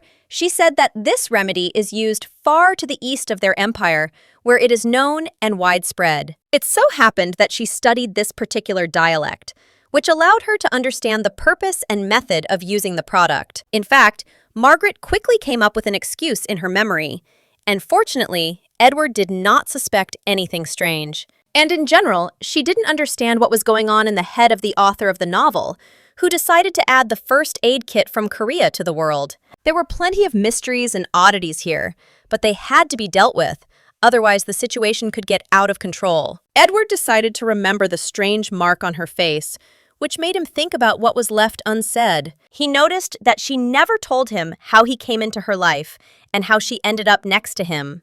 Margaret thought that perhaps he was asking for a reason, but that he knew something and was trying to understand the situation more deeply. Although, if you think about it, there is no point in hiding her meeting with Caden from him, because the events will sooner or later become clear. When the main plot begins, he will definitely encounter the main character, and Caden will be there, as if destined. So she said that she came across a strange man who suddenly appeared in her path and made her wary. These words made Edward jump up, and she explained that it was just a pendant that had fallen from his clothes and landed right on her face. He asked how this was even possible while the girl was bandaging her leg after a minor injury. She explained that it just so happened that she ended up underneath him and he ended up on top, creating a strange and awkward situation. When Edward heard this, he became furious, not understanding how this happened and what really happened. She didn't understand what exactly had caused his reaction, since he had just crushed a rock into dust with his bare hands, a show of strength. He asked if she knew of similar situations, and she said that she could now explain everything in more detail. And this happened because of that very pendant that was on his clothes and accidentally caused her a small wound. He immediately understood what was being said, and Margaret noted that he quickly realized what had really happened. And she asked how often he had fits of rage at the sight of blood, to understand his reaction to danger. She knew the question sounded rude, but they would be traveling together, and it was important for her to know about his specifics. And the situation itself was quite risky, requiring caution and careful attention to every action. He said the attacks were controllable and began after his return from the war, where he rarely encountered blood. Margaret said that if he knew how to suppress them, he should definitely explain how to do it to avoid danger. After all, last time he managed to come to his senses, which means the method really exists and works in critical moments. She wondered what exactly had helped him calm down a few days ago and cope with his unexpected rage. And then she realized the absurdity of her question, because the answer was simpler than she could have imagined at first. His answer was that it was she who was able to calm him down. Margaret's mere presence and actions were enough. He added that as soon as she ordered him to sit still, the attack immediately passed, leaving no trace of irritation. This caused Margaret to question whether she had understood his words correctly and whether her actions had really had that effect. The gentleman was noticeably embarrassed and did not know how to react to the situation correctly.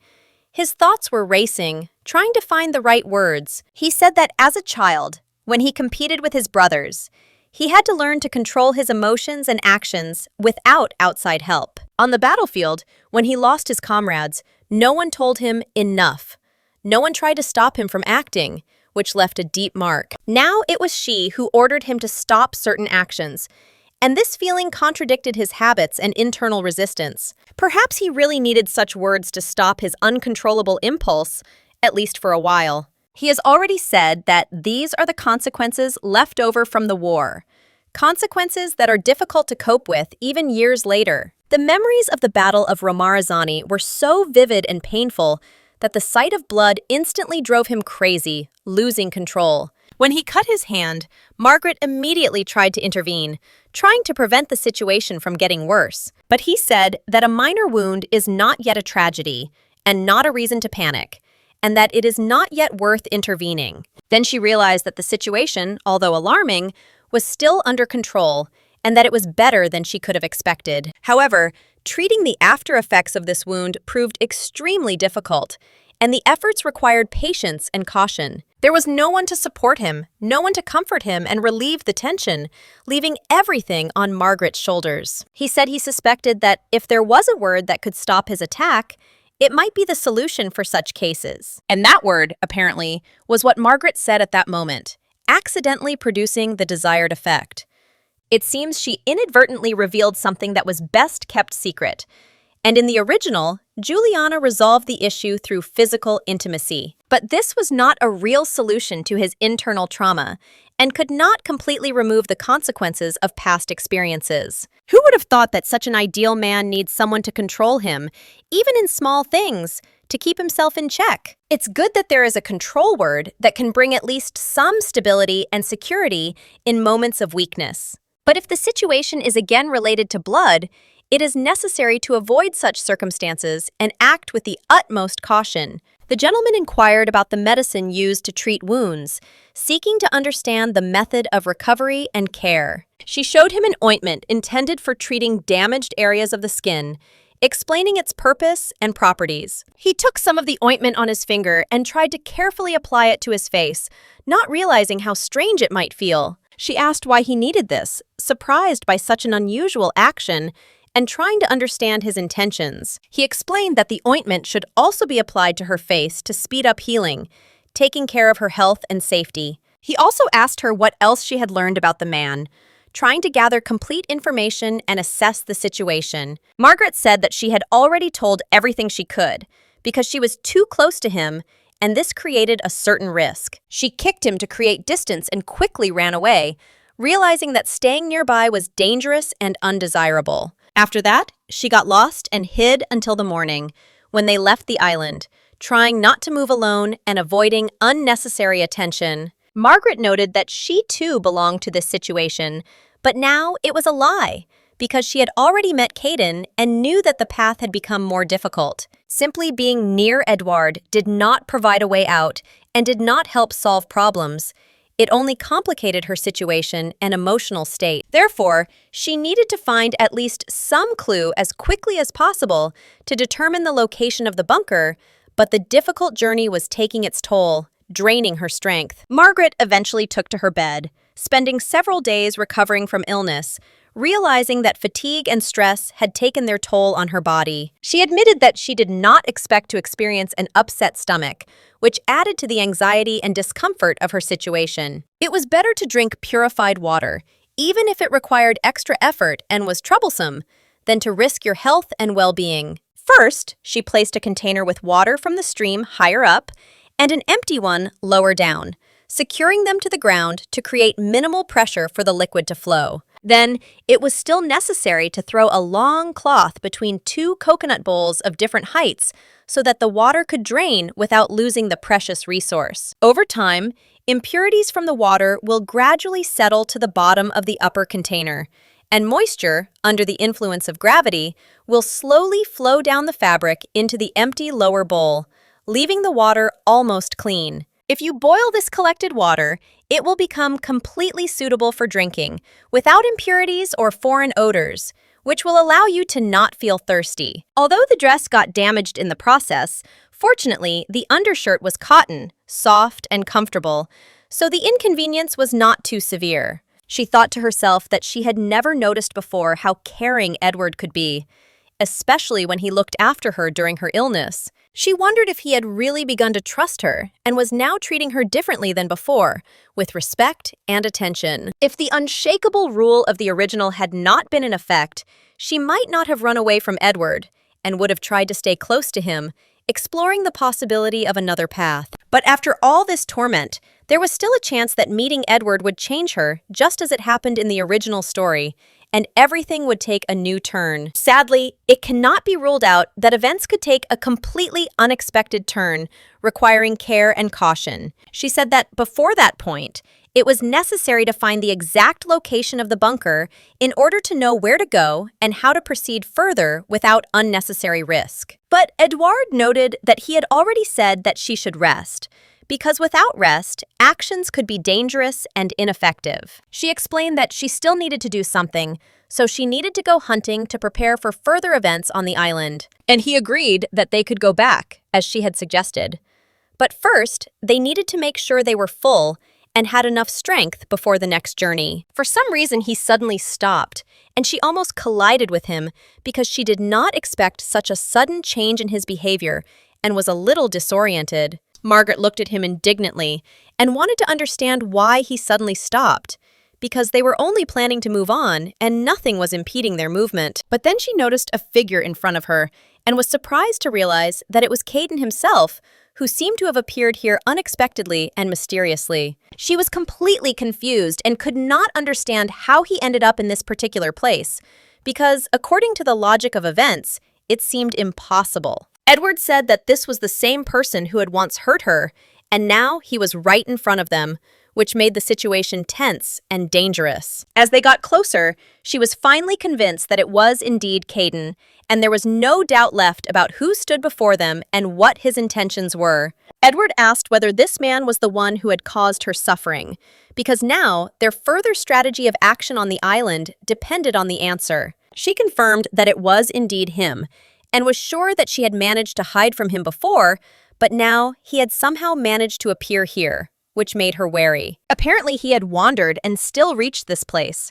And then Edward decided that it would be best to tie him up to eliminate any possibility of dangerous behavior. Margaret was shocked by this decision, and Edward explained that this man could be dangerous, so they should exercise extreme caution and act carefully. You should be very careful, act without haste, and take into account all the risks in order not to expose yourself to unnecessary danger and maintain control of the situation. You need to hurry before the sun sets because darkness can add complexity to your actions, as well as increase the risk of a surprise attack or other problems. Suddenly, Caden grabbed her arm sharply, and the movement caught her off guard, causing an immediate reaction and the desire to break free from his grip. Edward immediately intervened and pulled her towards him, protecting and shielding her from a sudden attack, trying to prevent the situation from getting out of control. He checked to see if she was okay, and she reported that she felt fine, only a little alarmed by Caden's sudden action, which had scared her.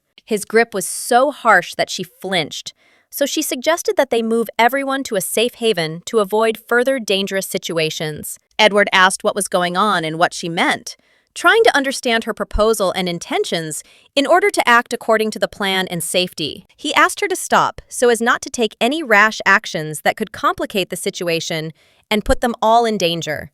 She thanked him for his help and support, realizing that without his intervention, the consequences could have been much more serious and dangerous for her. Edward noticed that there was a mark on her arm from her collision with Caden, which served as a reminder of the recent incident and potential threat. Margaret was sincerely grateful to him for his help and care, feeling that there was a person nearby whom she could rely on in a critical situation. He grabbed her hand and asked if he should kill Caden to eliminate the threat once and for all, testing her judgment before making his decision. Margaret immediately demanded that he stop, because such words were too harsh and dangerous, and her sense of justice did not allow her to remain silent. She emphasized that it was impossible to speak like that, since even discussing the murder was unacceptable and could lead to unpredictable consequences for everyone. She asked him what he meant by that, because that was not right. You had to remain calm and act sensibly, without unnecessary anger and hasty decisions. He had to control his anger and emotions.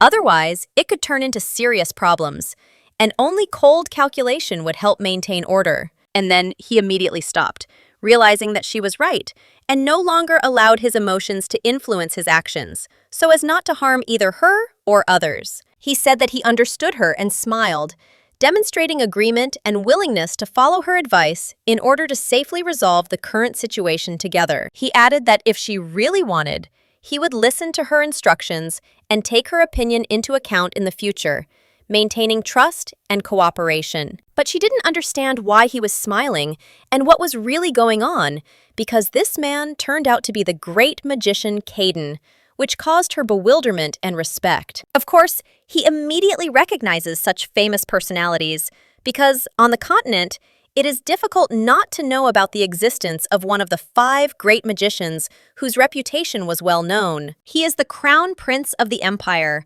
and it would be strange not to know about the existence of such a significant figure who could influence the events of the entire continent. He said that first it was worth moving the things, and then Caden himself, in order to prepare a safe place and maintain control of the situation without unnecessary risks. All this was done because he didn't like the idea of Caden being there, but his knowledge of magic could be useful, so they would take him with them. After tying him up for safety, he asked her what she thought about it, and she was surprised that he was asking her opinion, because it meant that the level of trust between them had grown significantly. He also noted that if she refused to tie him up, he would leave him there, because the man was really too dangerous to be left uncontrolled. She said he didn't show any alarm and admitted that she shared his opinion, realizing that safety was the most important thing in this situation. Therefore, she suggested that they tie him up immediately, without delaying for a minute, in order to exclude any unpredictable consequences. But it seemed like it was too serious for him, and she felt like he was still too tense and wary. She couldn't understand where he got such injuries from, or how deep his old wounds were that made him cautious. When she realized that the loud noise in the forest had distracted a wild animal, she knew it was due to Caden's actions. This unexpected roar echoed throughout the forest, and it was this that distracted the aggressive creature, which could have attacked if not for the intervention of the Archmage. But she decided to ask all the questions later, when he was fully awake and able to explain normally what had happened. She noted that his wounds were too severe, and therefore it was absolutely not worth looking directly into his face or checking his condition too closely. Then Edward said that it seemed it would be better to tie him up too, to avoid the risk of another surprise attack. He made a sudden dash towards it, but she stopped him with her foot, indicating that he shouldn't move, and it worked, holding him in place. He instantly blushed, realizing that he had succumbed to her control, and stopped, listening to her stern order and not taking a step. This method really worked, as Edward had previously claimed, and she became convinced that it was possible to manage the situation without violence. With his usual strength and fury, he would have long ago thrown her off and broken free. But now everything was under control, and the danger was reduced to a minimum. Unexpectedly, after she openly showed her determination, he began to behave more obediently, submitting to her will and not resisting. He asked to remove his leg, but the girl insisted that he should stop and observe the order so as not to harm himself. She ordered it to be carried out immediately, showing that safety was paramount and leaving no room for doubt or argument. As a result, he immediately fell to the ground, completely obeying her command and realizing that resistance now would only make the situation worse. It's good that everything went without serious consequences, and we could move on to the next step without any unnecessary complications. She decided to tie him up first, realizing that she would have to be extremely careful in the future and not allow the risk of repeated aggression. Although she didn't understand how these two had even survived in the original world without her intervention, since she had never seen Juliana control Edward so carefully. She then decided to simply accept the situation, realizing that the first thing she needed to do was stop the bleeding and apply a bandage to prevent infection. After some time, Edward fully woke up, not yet fully understanding what had happened and what measures had been taken for his safety. He was confused and didn't understand what he had done, and she carefully asked if he was okay, to make sure that his condition was stable. He saw Margaret, and she informed him that they would now carefully untie him so that he could relax a little after what had happened. He expressed a strong sense of shame and wondered if he had harmed her by worrying about her well-being after all the events. The girl replied that she was fine. Caden's wound had been treated and ointment had been applied, so it would soon heal without complications or pain. But he clarified that he didn't just mean her physical condition, but was interested in how she was feeling emotionally after everything that had happened. He showed concern by asking how she was feeling, and it made her feel a little embarrassed, realizing that he was genuinely worried. After these words, she blushed slightly, not expecting such attentiveness and sincere concern, which made her feel slightly awkward. She assured him that she was fine and that they could stand calmly without worrying, as there was no longer any threat and the situation was under control. He said that if she suddenly wanted to get rid of an unpleasant condition or pain, she should immediately tell him so that he could help. It wasn't that difficult, he claimed, and he could easily handle any problem she pointed out, showing confidence in his abilities. But it wasn't so easy to get rid of some discomfort, and she said that he shouldn't break down again.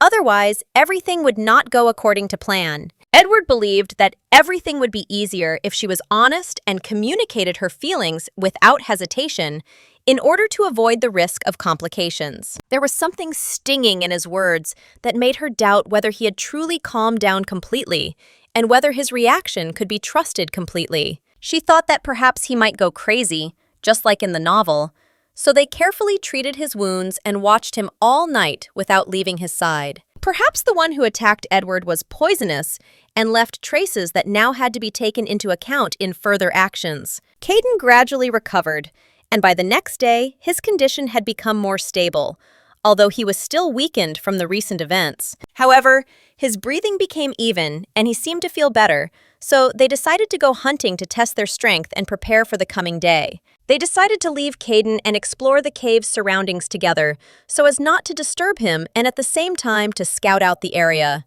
Margaret was extremely hot. Her clothes were sticking to her body, so walking became increasingly difficult, and every movement was a struggle. As far as she remembered, the bunker, or hut, was supposed to be located at the foot of a huge mountain, surrounded by forest and rocks, which made its location difficult to access. There was a steep cliff nearby, and getting there was not easy, so every step required caution and attention to avoid falling down.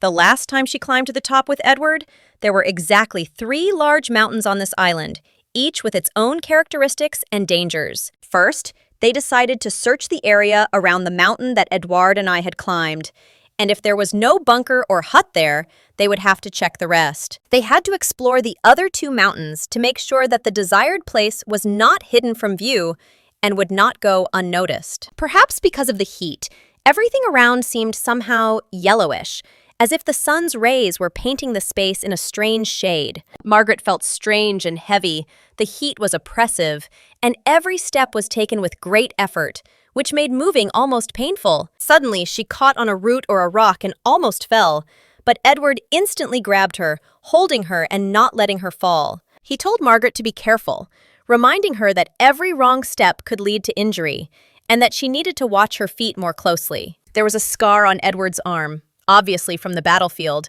which spoke of his experience and the harsh trials he had been through. The gentleman asked if everything was okay, and Markovich assured him that, in fact, everything was fine, although the tension was still palpable in the air. Margaret noted that she was just a little hot, and this feeling made it difficult for her to concentrate, creating a feeling of tiredness and heaviness. She understood that someone else's body should not be crushed or used, so she tried to act carefully and not disturb Edward with unnecessary movements. After that, she barely had time to blink before he grabbed her in his arms, which completely caught her off guard and caused her great fear. Margaret was very scared because she did not expect such a sudden action, and her heart beat faster from surprise. She wanted him to stop, reminding him that if they continued walking like this, he would quickly tire and it would do no good to anyone. But the gentleman said that if they continued at their usual pace, Margaret might faint from heat and fatigue,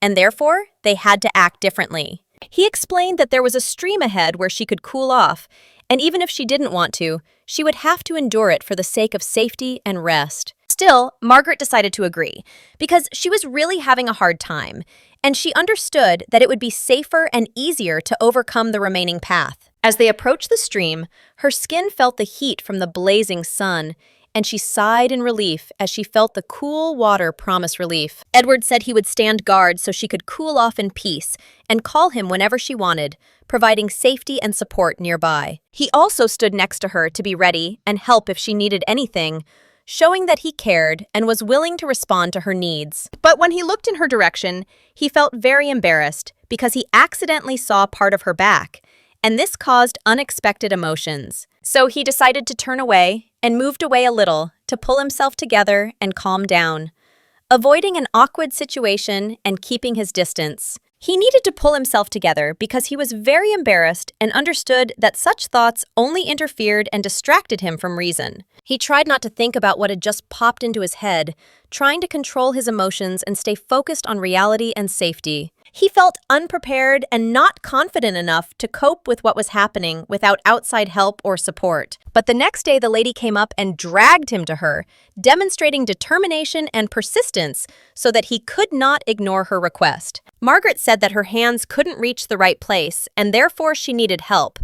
Otherwise, she wouldn't be able to cope on her own. She asked him to carefully unbutton her dress, explaining that this was necessary in order to avoid problems and keep the clothes dry and intact. Edward asked again, thinking that he had misunderstood her request, to make sure that everything was clear and that he really understood what was required of him. The girl repeated once again that she needed help, emphasizing the importance of the situation and the need for his participation to avoid trouble. So she asked him to unbutton her dress, explaining that it was really necessary and that she could not manage it herself because of the restrictions. She felt awkward asking, but she hoped that he would understand her situation and be patient in helping her through this delicate situation. She couldn't reach the clasp, she only had one dress, and if it got wet, it would be impossible to change, which created additional stress. He closed his eyes and carefully tried to unbutton her dress, understanding the delicacy of the moment and trying to act carefully and respectfully. She asked him so much that he could not refuse,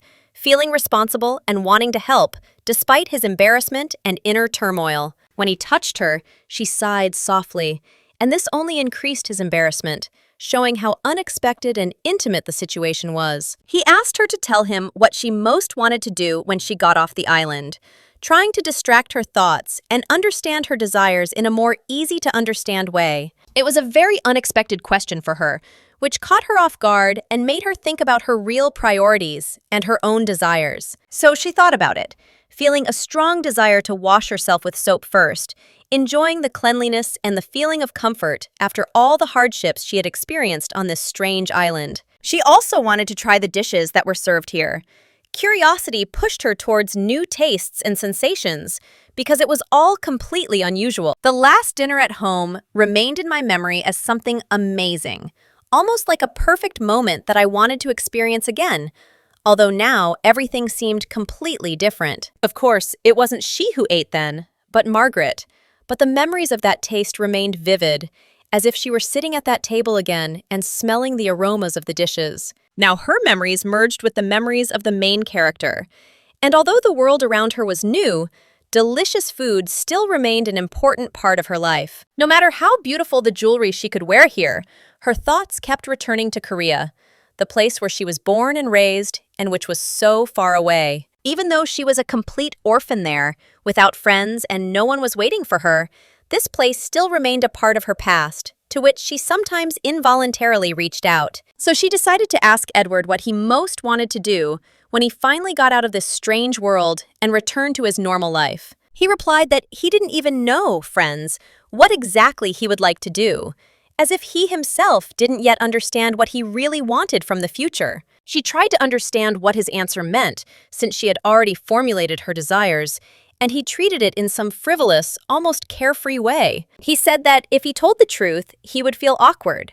And this intrigued her because it was difficult to imagine what exactly could cause such an embarrassing effect. She wondered about the possible reasons for his awkwardness, trying to figure out what was behind his words and what feelings he was actually experiencing at that moment. He mentioned that he had unbuttoned her dress a long time ago, but she still remained motionless, as if frozen in midair, not daring to take a step or change the situation. And Mark said that he should have told her about this earlier, because such things always need to be clarified in a timely manner so that misunderstandings do not arise. She couldn't understand when he became so impudent, because it was completely at odds with the image of Edward, who always seemed reserved and polite. Indeed, this was not at all like Edward, and it was strange to her to see in him these new character traits that had previously seemed impossible. He apologized for his behavior, and she insisted that he not turn around under any circumstances, as the situation was becoming too tense and uncomfortable. Seriously,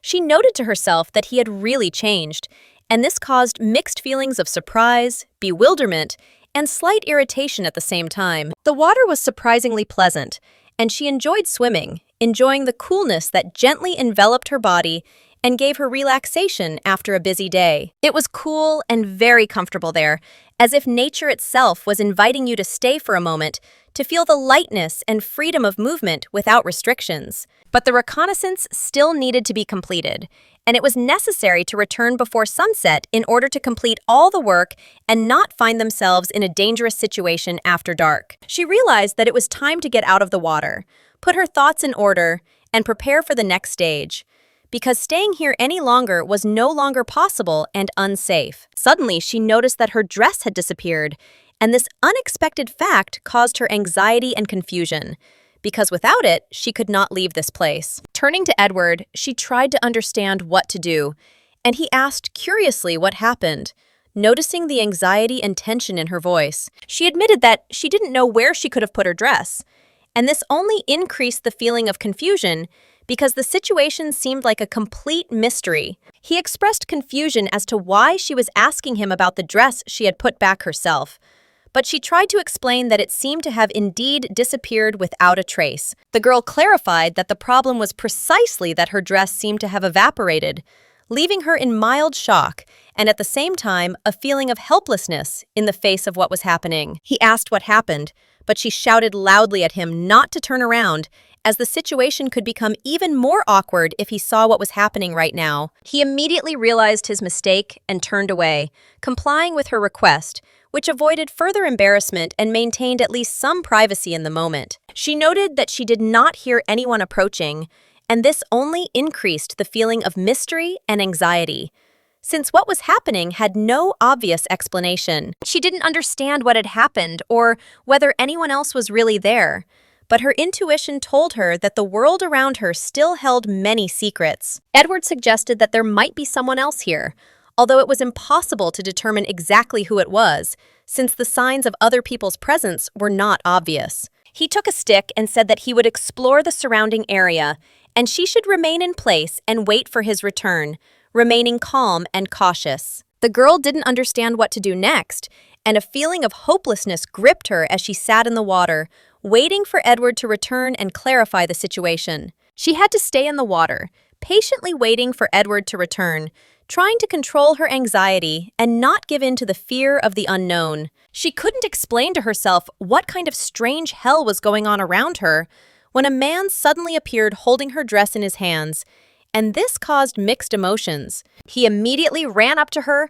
grabbed her, and threatened her with a spear, showing his determination to protect her interests and return the dress, preventing further misunderstandings. Edward noticed that there were so many familiar faces on this island, and this surprised him because he expected the place to be alien and unpredictable. It turned out that it was Sir Diego, a familiar commander of the Imperial Guard, whose appearance here was both unexpected and intriguing. He immediately became frightened and asked that His Highness do nothing, demonstrating respect and caution in the face of Edward's strength and authority. He asked what was going on here, but Edward replied that it seemed like he needed to clarify something, since the situation was too confusing and unclear for everyone involved. He couldn't understand how the commander of the Imperial Guard ended up on this island, because it seemed impossible and contradicted all known rules and logic. During training, he suddenly lost consciousness, and when he woke up, he was lying on the riverbank, not fully understanding what had happened or how he had ended up in that position. The master took the spear he was holding and stepped back, leaving space for reflection and analysis of the situation, demonstrating his superiority and control over what was happening. He looked away and cast a disdainful glance at the dress, assessing the situation, realizing that events had taken an unexpected turn and required a careful approach. Diego expressed gratitude for being released, but at the same time, he inquired how His Highness had gotten there, trying to understand the strangeness of the situation in which they found themselves. The gentleman replied that something similar had happened to him. He also suddenly woke up here, without any understanding of what was happening, and this made him wary. He explained that he had been doing some business in the palace when he suddenly woke up on this island, and then the gentleman asked if he had managed to find out anything or request outside help to understand the reason. But Diego admitted that nothing had been done yet, And there was no way to ask for help here, since he found himself with a duo of companions who also found themselves in the same mysterious situation as himself. The gentleman asked who exactly he was talking about, and Diego replied that he should know these people.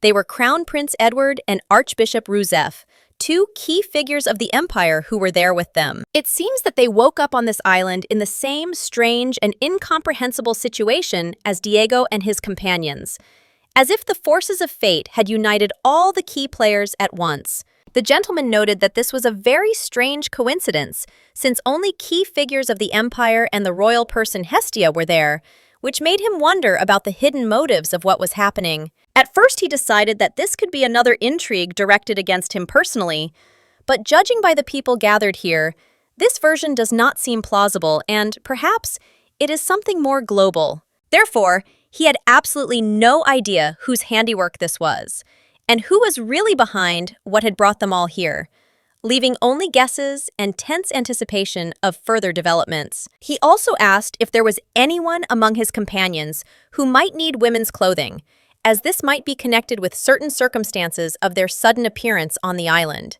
Diego replied that the situation was urgent, and that there were indeed those among his companions who might need such clothes, which added even more tension and confusion to their overall situation. It didn't seem like it was necessary for the crown prince or the archbishop, so Diego believed that the gentleman might be suspicious of him, which made him wary and choose his words carefully. At this point, the gentleman immediately pointed his spear at him, demonstrating his readiness to demand an answer and persistently seeking a direct explanation regarding this strange situation. He ordered an answer right now, without delay, which increased the pressure on Diego, forcing him to realize the seriousness of the situation and the need for an honest explanation. Diego was at a loss as to what to do, but he said that he was a knight of the empire and was not an enemy, hoping that this excuse would be taken seriously by the master and remove the threat. Edward asked why he hadn't come up with this excuse earlier, before he took the dress from his companion,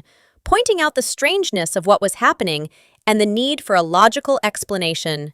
Diego explained that among his companions there was a girl named Juliana, and he only wanted to clarify that the dress was necessary specifically for her, in order to avoid awkward or dangerous situations. He reported that among his companions there was indeed a Juliana Lucy, and that this was a girl whose role and position could explain the necessity of such an action without causing harm to others. The gentleman asked again to make sure the information was accurate, and Diego confirmed that it was indeed Juliana Lucy, a girl in an unusual position who deserved special attention. He realized that this was truly a great saint, appearing in the empire for the first time in 100 years, and her presence here added special significance to the whole situation, making what was happening more mysterious. Juliana Lucy is a saint with unique divine powers who has appeared in the empire for the first time in a century and is trapped on this island along with other key figures. It seems that even the church ministers,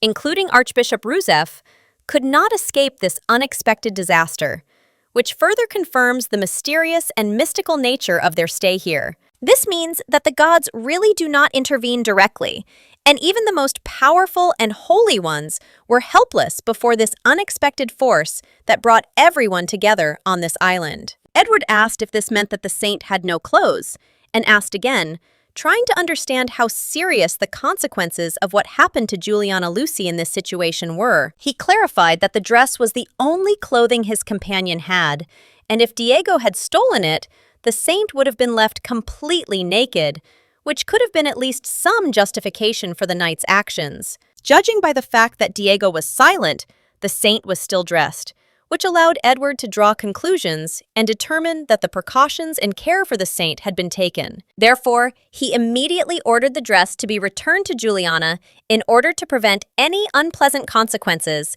and to preserve the dignity and safety of the saint in these difficult conditions. Diego, greatly frightened, immediately handed the dress back, realizing that, in this case, any delay or disobedience could lead to serious consequences and violate the master's trust. They meet here approximately once every 10 days, and if there is a need to move a long distance, Diego must notify them in advance so that all actions can be coordinated. Of course, this must happen in such a way that his companions do not know about the upcoming move, in order to avoid unnecessary anxiety and irrational actions on the part of those nearby. Diego was surprised that the gentleman was not going to go with him, and this made him think about strategy and how to act correctly in a situation where the participants in the situation are separated. Edward turned to him and reminded him that he had already said that he should answer only the questions posed, observing strict discipline and not going beyond the certain rules so as not to complicate the situation. He added that any deviation or independent action could lead to unpredictable consequences, and therefore, Diego must strictly follow the instructions, carrying out only specific assignments. Diego realized that asking questions was not an option now, so he simply bowed his head and made a slight bow, freezing in place. Edward added that if she found out a way to leave the island, she should immediately inform him and under no circumstances try to leave with anyone else. He warned that if he was angered, there would be no mercy and the consequences would be extremely unpleasant for everyone. Margaret sat on the cold shore, cowering from the chill that went right to her bones, feeling despair and loneliness. She was frozen almost to death. Her body was shaking, and her thoughts were starting to get confused due to the sharp pain and fatigue. She couldn't figure out where Edward had disappeared to, or who this strange man was who had stolen her dress. Fortunately, her shirt had been left untouched. Margaret wrapped herself in her nightgown, trying to keep warm, and felt the cold slowly begin to take hold of her body, making every movement difficult. The cold became unbearable.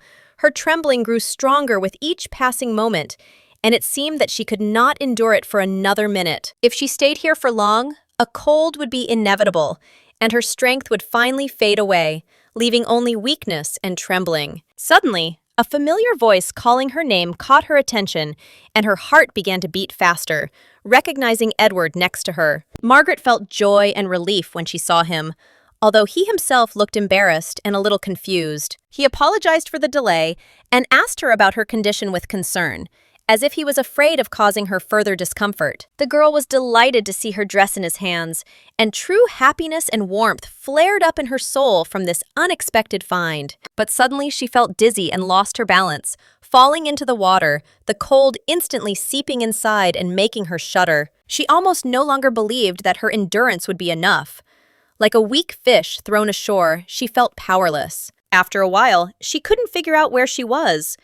Everything around her vaguely merged into one feeling of unusual softness and warmth. Edward noticed her condition and quietly said that he had finally found her, affectionately calling her Swallow, as if this would ease all the anxiety. Margaret raised her head and was surprised to realize that she was lying right on his lap, feeling his care and warmth nearby. She tried to understand what had happened, but he immediately apologized, as if he knew that it was difficult for her to explain everything at the moment. Margaret didn't understand what he was apologizing for, but she noticed that he suddenly had a fever, which added to his anxiety. He seemed to want to give her medicine, but was unsure which one would be effective, showing concern and confusion. She watched him become embarrassed and awkwardly try to help, and she felt sorry for him.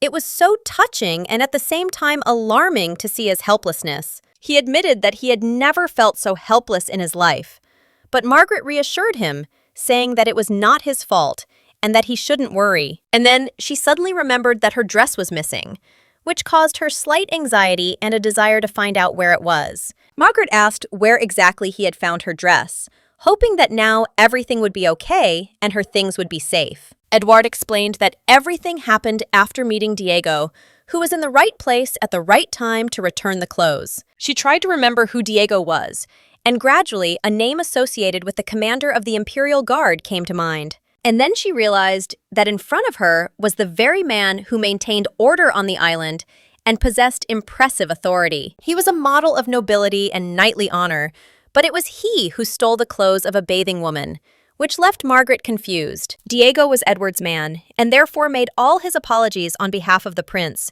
showing respect and devotion to his master. Margaret said there was no need to apologize, but Edward added that it seemed like she was afraid of Diego, and that was normal given their difficult relationship. Diego, a straightforward and strict man, especially did not tolerate Margaret when she pestered Edward, showing aggression and causing irritation. He explained that they would no longer interfere with each other, so he decided to hide that the dress belonged to her to avoid conflict and resentment. If Margaret wants a personal apology from him, she should say so directly, and he will immediately apologize in person. But she didn't understand what was happening to him and said that she would sort it out herself later and take revenge, not wanting to interfere right now. In response, Edward only smiled, as if understanding her intentions and respecting her desire to do things her way. Edward stroked Margaret's head, demonstrating care and affection, and this instantly calmed her anxiety and fears. After that, Margaret noticed something in his gaze that was familiar to her and gave her a feeling of warmth and safety at the same time. She didn't understand what that look meant. Perhaps he mistook her for a little puppy, causing a soft smile and quiet joy inside. Although this touch did not cause any discomfort, it evoked a strange feeling of slight reassurance, as if someone was carefully running their hand over their head. A sense of calm settled over Jinju's soul, despite the strangeness of the situation, probably because no one had ever shown such concern in her life, and this was the first time she had felt this feeling. She also wondered if there was anyone else around besides Diego, trying to figure out who else she could count on in this strange situation. The gentleman turned away and calmly stated that he did not know who else might have been involved in these events, and did not have any additional information. To escape the island, it's best to work together, as gathering information always makes sense, and the more details you can find out, the greater your chances of success. He seemed to be in exactly the same position as she, not knowing anything special, but they agreed to meet every 10 days to exchange information. If someone has useful information, they will definitely share it, so there is no reason for unnecessary anxiety or haste. Everything that happens is under control. The lady remembered that she was practically in just her nightgown, and this realization made her feel especially vulnerable, and at the same time, a little embarrassed. Then she realized that it seemed like he was the one who dressed her, carefully and quietly, without giving her the opportunity to feel discomfort or embarrassment. He actually helped her change, and if she tried not to look, it wouldn't have mattered.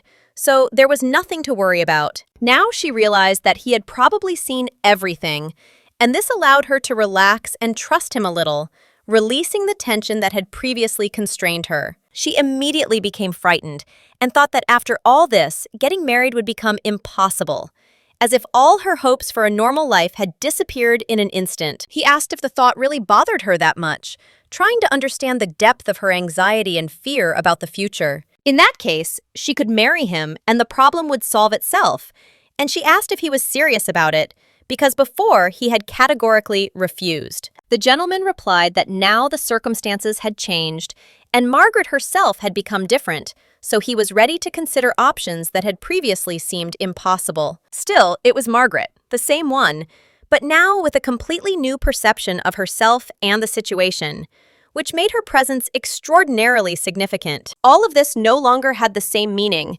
and suddenly she turned her attention to him, trying to understand his reaction and intentions in this difficult situation. He reported that she had also developed a fever last night, which was noticeable, but now it seemed to have returned to normal, and her anxiety was gradually subsiding. The girl noted that her fever had also subsided, so she was going to rest in another part of the room to regain her strength and get some privacy. He first asked her not to go too far, and then wished her good night, demonstrating his concern and desire to keep her safe during this difficult time. She woke up to Caden covering her mouth, which left her in shock as she couldn't understand what exactly was happening or why it was done. Without understanding what was happening at all, she felt confused and anxious, trying to figure out how to act in this unexpected situation where no one explained the details. He warned her not to scream so that the crown prince would not hear what was happening, which added to the tension and made her feel a hidden threat. The platinum-haired woman stood next to Crown Prince Edward,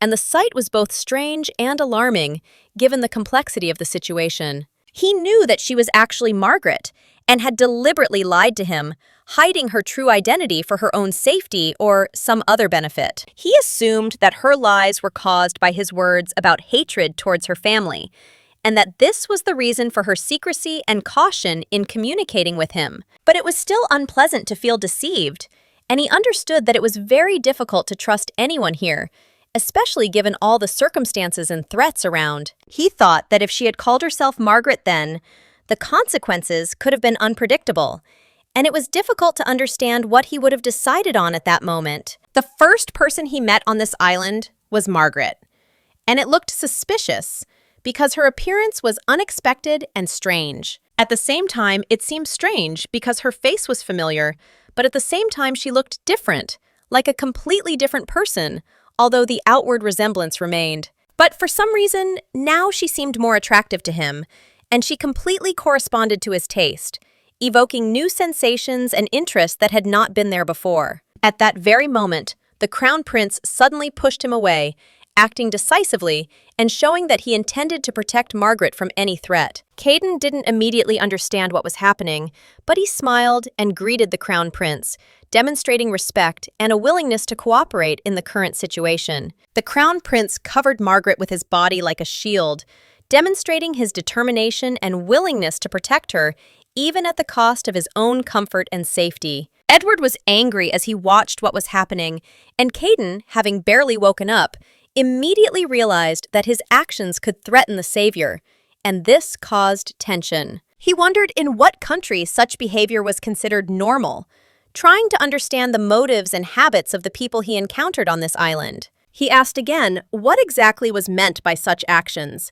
trying to clarify the meaning of what was happening and understand to what extent it was connected with cultural characteristics. He believed that Margaret had healed his wounds, and this caused a feeling of gratitude mixed with surprise because her abilities were unexpected and unusual. Edward asked if the girl allowed him to address her by her first name, which showed his respect and caution in establishing contact with Margaret. Caden noted that in a critical moment, when life hangs by a thread, etiquette ceases to be important, and only safety and survival become the most important. The gentleman agreed with this, realizing that there really was no point in following strict rules of etiquette now, since the situation required flexibility and a quick response. Afterwards, she grabbed his hand and said that if they got out of here alive, everything would be different, hinting at changes in the future and new opportunities for both of them. Raiden noted that he could never have imagined that he would live to see the day when Crown Prince Edward became Lady Floan's protector, and this greatly surprised and inspired him. Margaret asked Edward to stop and moved closer to Caden, trying to strengthen the connection and feel more secure around him despite the dangers. She asked where he got such abilities or knowledge, trying to understand how he could have such power or information that made him an important figure on the island. He asked her if she knew that the island was infested with monsters and how dangerous it was to be here if you weren't careful. They were attacked by one of the monsters, but fortunately, everything worked out for her and she remained safe, even though the situation was very dangerous. Margaret realized that the rumble they had heard was coming from the Hayden, and that explained the sudden noise around them. He probably hated her, but he still sacrificed himself, and she felt that she was still in real danger. But she didn't understand why all this was happening, and she showed him a small brooch, holding it in her hands as if looking for an explanation. She asked if the thing belonged to him, trying to understand what role he played in what was happening. He remembered that she had fallen right on his face, and this event had left a strong impression on him. He said it was a really important thing, although he himself didn't feel any particular affection or love for it. He explained that this was an amulet from a magic tower, which contained the power of its rulers and kept the magic of the ancients. If we draw an analogy, it can be compared to an urn in which the ashes of great and powerful magicians are kept. Margaret noted to herself that he was carrying a rather strange thing with him, not very ordinary and unusually symbolic. It is a kind of symbol of the tower and its traditions, which personifies the power and history of magic. He explained that when the tower's lord dies, his magic is sealed in the pendant, and this information was important to them. It is said that even before the founding of the empire, during the Ingram dynasty, the magic of one of the tower's young mages was sealed within this pendant. It is believed that the power contained in the pendant was capable of wiping out an entire country if used incorrectly. Caden said that only the mage who created the pendant could remove the seal from the magic, but he died long ago, over 1,000 years ago. The lady understood the gist, but she couldn't understand why he was telling them all these secrets and details of magic. He also asked how the two of them ended up on this island, trying to find out the whole story of their appearance here. In response, Edward asked a counter-question about how Caden himself ended up here, hoping to get some clarity. Then he realized that these two were not going to explain anything to him and were hiding their true motives, which was a little annoying. He said that as soon as he recovered, he would leave them and would no longer interfere in their affairs on this island. In any case, he expressed great gratitude to Margaret for taking care of his treatment and helping him recover. Margaret asked him where he was going to go after he was fully healthy again. Perhaps Caden knows where there is a bunker or hut where he can take refuge and calmly think about his next steps. Or at least a door that they can use to return home if they manage to find and activate it. But he said he intended to simply walk somewhere around the island, explore it until he found something useful for escape. He had planned to search the entire island, and he was suspicious that he had woken up in such a strange and dangerous place. Since he had no memory of the move, he assumed that it could have been a teleport, which meant there must have been a portal or something similar. An escape portal that even Edward hadn't previously suspected, and he claimed to be very experienced in such matters and knew what to do. As expected from a mage, Caden immediately found the right path that could lead them off the island using his knowledge. Margaret didn't understand why he was looking at her so intently, as if trying to understand her thoughts or feelings with just one glance. He extended his hand to her, and she could not understand what exactly he wanted with this gesture, and she felt a slight excitement and confusion. He asked if she wanted to go with him, suggesting that they join forces and try to find a way off the island together. But she only became afraid. Her heart began to beat faster, and the thought of traveling together suddenly seemed too risky to her. She looked at his neat face, not knowing what to answer, and felt an internal contradiction between fear and curiosity. Edward answered for her to some extent, standing right in front of her, as if protecting and directing her gaze and thoughts in the right direction. He glared menacingly at Caden, showing his determination and desire to not let the mage mislead them. And he said that he shouldn't talk nonsense, trying to protect Margaret and show that her opinion and safety are important. He watched him with interest, trying to understand what thoughts were swarming in his head and what he was planning at the moment.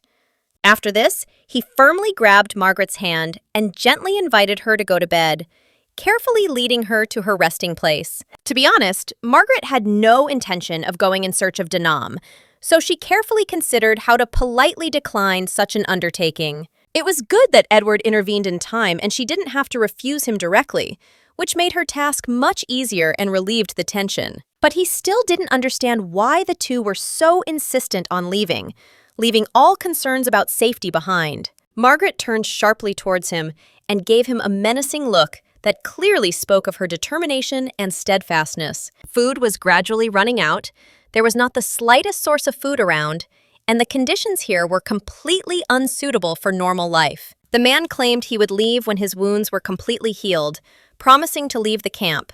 But no one was sure of his words, and now he was stubborn and refused to leave, although his wounds had already healed a few days ago, but he still remained in place without moving. Edward tried to throw him out, but he stubbornly refused to leave, as if ignoring any attempts to show discipline. He continued to sit there, the wounds were healing, but he remained in his place, as if deliberately testing the patience of the others present. So he spent 2 nights in a row right at the entrance to the cave and declared that he would stand guard, protecting the passage from possible threats. It should be remembered that going outside at night is extremely dangerous.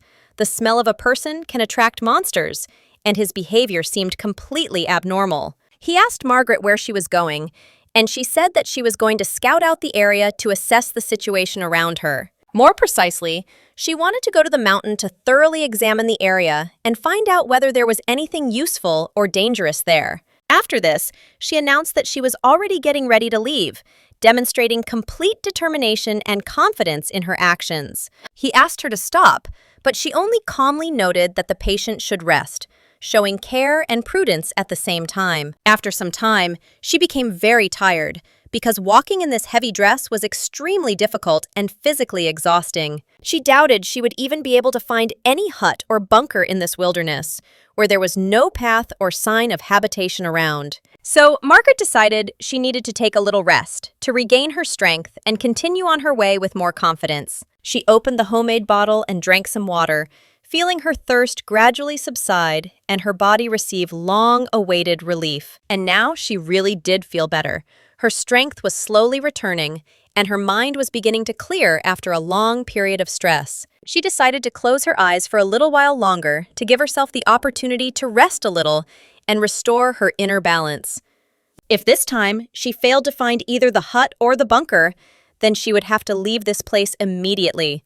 Otherwise, she risked being left in danger. 3 weeks had already passed since they had found themselves on this island, and during this time, no way had been found to call for help or to leave the island. Edouard regularly exchanged information with Diego, but if he doesn't say anything new, then there is almost no hope for outside help. Although, perhaps she was simply accustomed to island life, and Edward was too protective of her, only allowing her to walk until sunset so as not to risk her safety. He insisted that Margaret must return before sunset, without allowing herself to break caution and discipline. The sun was slowly setting, and it was time to head back, hoping that on the way back, she would be able to spot something useful or find shelter. As she walked down, she hoped to find at least some clue about the island's secrets, when she suddenly heard a strange rustling sound that caught her attention. She didn't understand what it could be, and when she looked closer, she couldn't remember if she had seen anything like it before. It turned out to be a starting pistol,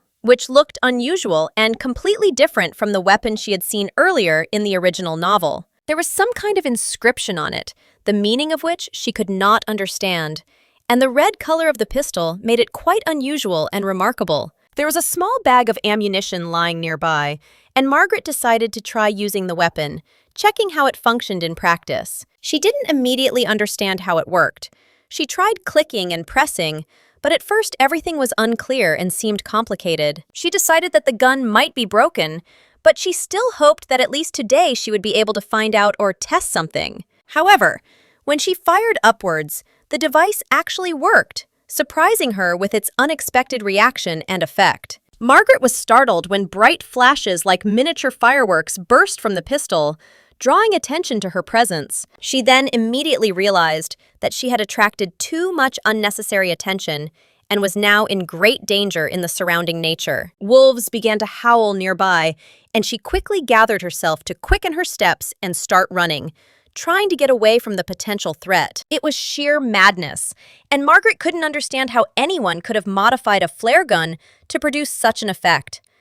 A regular flare gun would never explode as brightly as this damn firework, so she was extremely surprised by the sight she saw. So she had to run quickly, covering the distance while trying to maintain her balance in an uncomfortable long dress that hindered her movements. But suddenly, she realized that she was being chased by wolves, which added to the feeling of danger and tension. She at least broke away from the pursuit a little, thinking that she had almost reached her goal, and that it was only a short distance to go to the supposed refuge. But suddenly, Margaret saw a man with long hair ahead, standing in the way and unexpectedly blocking the road. She screamed sharply, demanding that the man get out of the way, trying to protect herself and not let him block her escape route. She had to shout again, insistently urging him to leave immediately, because every second could be decisive for her salvation. She screamed at him not to stand there like a pillar, because a huge monster was approaching from behind them, threatening everyone around.